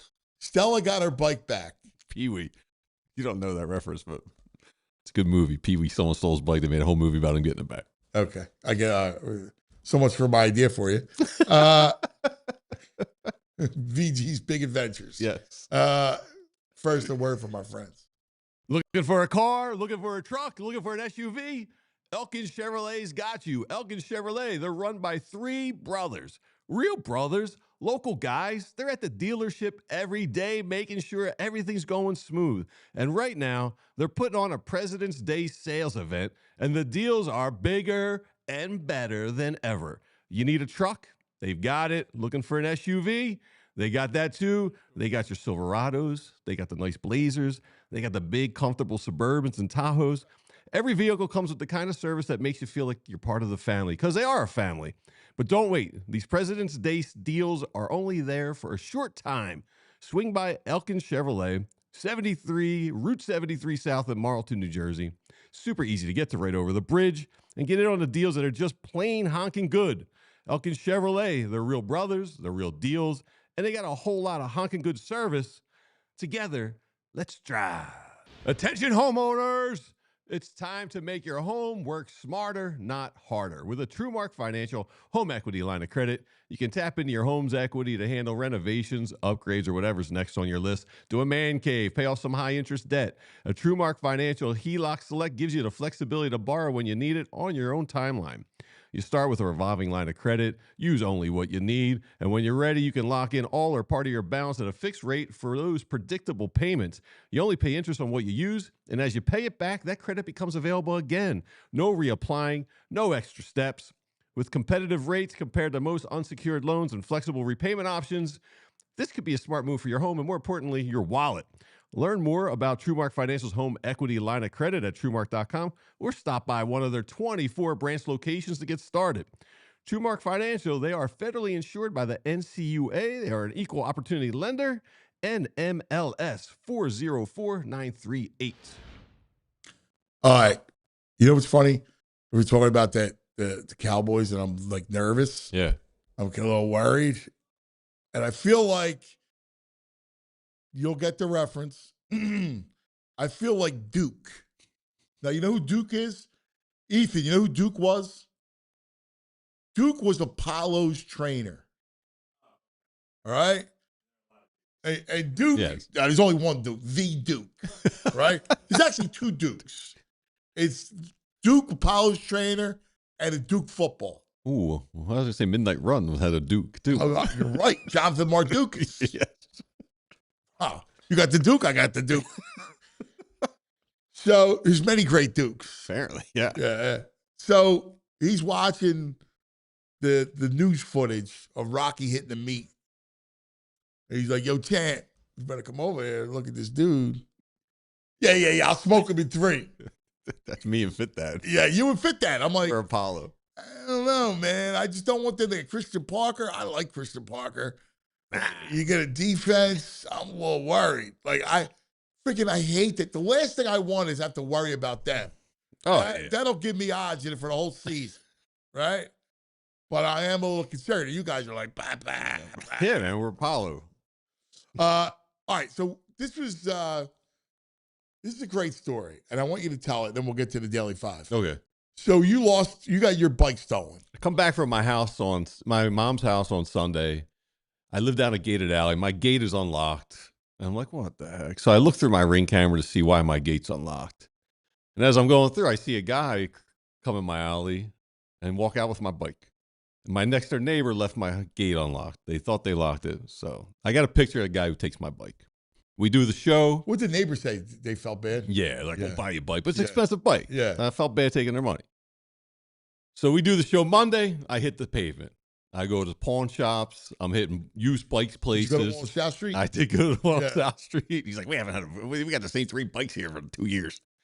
So then I put a post up on the Facebook Queen Village neighborhood group about 3 o'clock. Now my bike got stolen about 2 o'clock. 6 o'clock that night, I get a tip. Some lady's like, I'm going to DM you. She's like, this guy comes around 4th and Pine, 4th and Spruce, trying to wash windows. He got a bucket and a squeegee. He was there today, but I just saw your post late, but he comes around like 3 o'clock. So, all right. So yesterday. He had the bike. He was on a bike? Yeah. I said, she sent me a picture. She's like, is this your bike he was with today? I was like, yeah, that's my bike. You identified the bike through the tipster. Yeah, I got a tipster. Forget about Action News. Right, tipster. right. So the Tuesday was rainy, so I was like, he's probably not going to be out. But I went to like O'Neill's. I went to bars in the neighborhood. You guys know this guy. If you see him, text me. So then yesterday, I do my rounds. Go around Society Hill, go around Queen Village. Nothing. I was like, let me spread the word a little bit more. So I go to one of my favorite sandwich shops, Farina DeVita, 3rd and Catherine. Yeah. Uncle Don, Big Don loves him. And I say, hey, you know this guy? They're like, nah. Like, but if we see him, we'll hire him. And we'll call you when he's here. I say, all right, cool. That's a good move. I go across the street. How about did you go see Mitchy Tools? No, not yet. I was making my rounds. I go across the street to the New Wave. I show everyone this picture. If you see this guy in the neighborhood, text me. As I'm walking out the New Wave, he comes riding down on my bike down 3rd Street. And I see him coming past the window of New Wave. And I'm like, what? And I was like, do I run out? And then, how do you approach him so he don't run away? We had the sting. The counter lady, Kathy at Farina DeVita, is like, I think that's the guy. So Jason, who owns Farina, comes running out, flags him down. He's like, yo, buddy, you doing windows? He rides back, thinks he's got a job. $70 he thinks he's going to get a job. He puts my bike down, and me and 2 buddies, Greg and Alec, are at the New Wave waiting in the foyer to pounce on him. Puts my bike down, gets a squeegee out, thinks he's got a job. And I also got a tip. I knew his name was Julian. So I come popping out. I'm like, yo, Julian. And he's like, hey. I was like, give me my bleeping bike back, man, you bleeping thief. And he's like, huh? I showed him the picture. I was like, this you stealing my bike, dude? And he's like, I didn't know it was yours. Like, you knew it wasn't yours, bro. Like, what are you doing? So I took my bike back. Got it. Safe and sound. And the kicker of all this, after I walk my bike back home, I go to Farina DeVita, tipping the lady $50 for helping me out. They're like, he came back in trying to get the money for doing the windows. No! And he upped his price because he needs a new bike. He went to $75 instead of $70. Julian, listen, he's trying to make a buck. Like, come on. Julian's trying to make $1. So I owe thanks to Farina DeVita for the sting, my backup muscle at New Wave, my tipsters on the Queen Village Facebook. You're a group. great detective. Yeah, I will give props. The cops came out, took a report the day after it happened. And last night, a detective called me. I was like, who's going to follow up with a bike stolen? Yeah. But detectives reached out to me. Nice. Yeah, like, give me your footage. This could be a guy of interest we're looking for. Like, now we know his routine and stuff. But yeah, bike is back. You got the bike. That's big. I was walking my bike back up 3rd Street, and there was a woman on a bike riding up. I think she watched it all go down. She's like, did you just get a stolen bike back? I was like, bleep, yeah, I did. She's like, that's unbelievable. Never happens. Never. But when the detective called me, he's like, you got your bike back? And I told him the sting operation. He was hysterical. it's a great sting operation. He was so happy. He thought he had a big job doing windows. That is awesome. Yeah, dude. That is I felt the whole community felt good. New Wave, I went there last night. Yeah. Everyone was like, shots, we got the bike back. You got everybody involved in the caper. Yeah, dude. That's good. That's a great episode of something. Yeah, it was fun. It was fun tracking them down. Like a fun little yeah. What was that show on HBO with Ted Danson was in it? It was like in New York. I love that show. Yes. Bored to Death? Yes. Jason Schwartzman as the writer ain't making enough money yeah. because of PI. And yes, like that's like a great episode for that. Yes. Like the neighborhood people. Yeah. It was great. That's cool. It's a good day in the village yesterday. That's great. All right. Well, congratulations. Get the bike back. Thank you. Hey, let me get you real quick on the Daily 5 chat. Chime in on this. This is our Daily 5 for today. Now, I want to hit you up with, you already did the one question, which I thought was fun, which is your bucket list item would be, right? Mm-hmm. Like I was doing tape. I like to do tape with Howie, sit back and watch that. I was texting him like, dude, I like this dude. It's fun. Because you want to drop the names, because then when they draft them, you will be like, yo. Yeah, well, the funny thing about it is, like, I like my assessment. Like, my assessment jived a lot with his. All right. So it's good validation. Yes. You know what I mean? Yeah. All right. Give me 3 Eagles moves that you would make next week. All right. I would trade a number 1 Nolan Smith and maybe a later round pick from Max Crosby. Okay. I like that. I would sign Mike Evans. All right. And I know I'm going to ruffle some feathers, but I would trade Jalen for Burrow. Wow. That's just not a like, Hey, oh yeah, and by the way, I would change your trade. I mean, put them in order of importance. I mean, all right. I don't think AJ Brown goes anywhere if that's the case. Probably not. Question number 3. Well, Ethan, what would you do, Ethan? Let me throw this by you. Just give us one. One move that you would do for the Birds.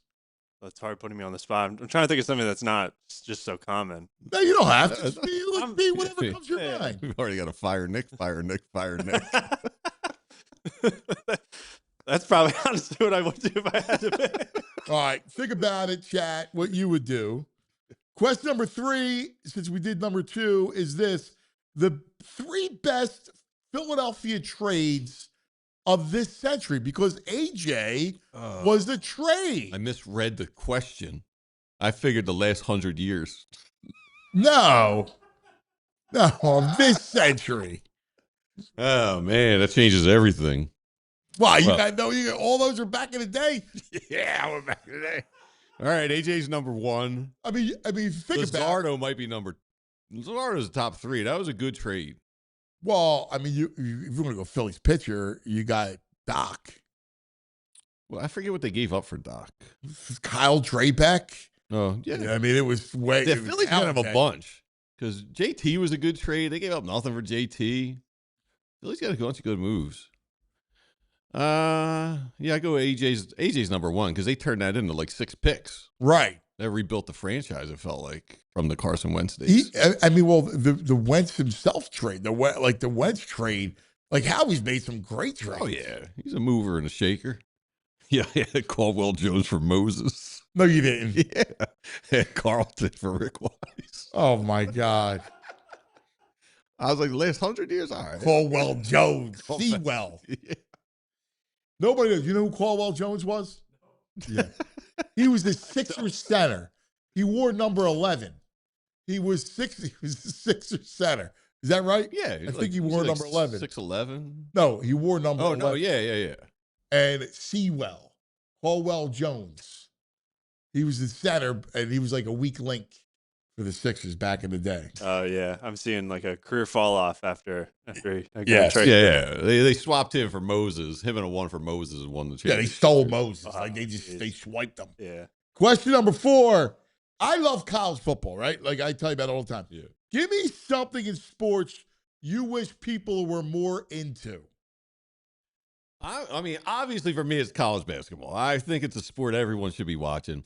But I will say locally, man, I got into it. This high school basketball is cheap, and the games are good. Yes. And it's a good little hobby. I mean, high school football, too. Same thing. Yeah, I think high school sports is a good hobby to have. I agree. Yeah. Then you're up on, like, the kids going to college and everything. Yeah, I'd say high school sports. Good answer. What do you got, Ethan? Something in sports you wish other people were more into. I think any fantasy sports, but not in the sense of just like I'm here to make money. Like I love fantasy sports. I love participating in that, but I don't. Almost all my leagues are free. I do one money league a year, and it's just with my friends. It's $10. Like I love that for the archetype of the purity of it. Like it's not about money. Like following players, like almost taking my own viewing of everything that I consume and actually putting it to something in my own decision making. Like I control my team. Dude, I'm a fantasy man. I love that. I love that stuff. I do. I like that's a. You were saying rugby, F1, and curling. Awesome. Rugby is I'd like to get into F1. I'd like so F1. would I. I would love to get into a lot of Europeans. They dress mine. They a good event. I got like the Italians that I'm friends with from Italy. They love F1. Get up early, have coffee. Yeah, I'm with watch you. some F1. Yeah, my friends who aren't really into sports, it's the one thing that they're into. They love the F1. F1. I'm with you guys. Something about it that's cool. I like to get into that. Like I'm glad I got into soccer because I enjoy. Like I'm looking forward to the World Cup at this time of the year. Like Yeah. So that early morning, Sunday morning. Yeah. Like that. Watching the gold medal game was fabulous. Awesome. It was awesome. All right, last one is off of the new Peaky Blinders movie. What TV show needs its own movie? See, I'm not even trying to irritate you. You're going to hate this answer, but it's a TV show that only did one series, and it was great, and it was too short. Freaks and Geeks.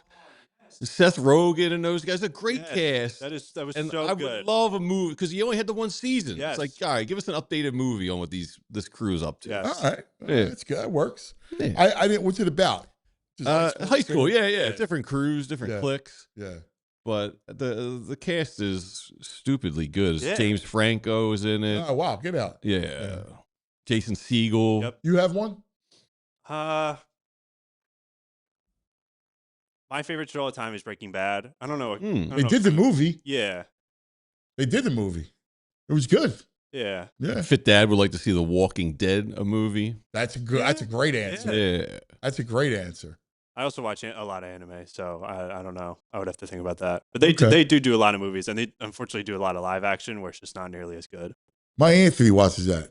Nice. Anthony watches a lot of that. All right, let's go back in the day. Yeah, let's do it. Back. We're going back. We're going back. We're going back in the day with True Mark. Oh yeah! Hurry up! This is awesome. Look at that. 1982, Dr. J on Sesame Street in the trash can with Oscar. That's awesome. Doc in the Sesame Street. Dude. Duncan or Oscar. Yeah, he dumps on a few people in the episode. I watched some of the episode. We can't play it for copyright reasons, but I was like, oh, Doc in the trash can. It's great. That's a great picture. That's a great picture. That's fantastic. I love it. I love it. All right, everybody, have a great day. We love you. Chat! See you in the morning. We all silly like the mayor.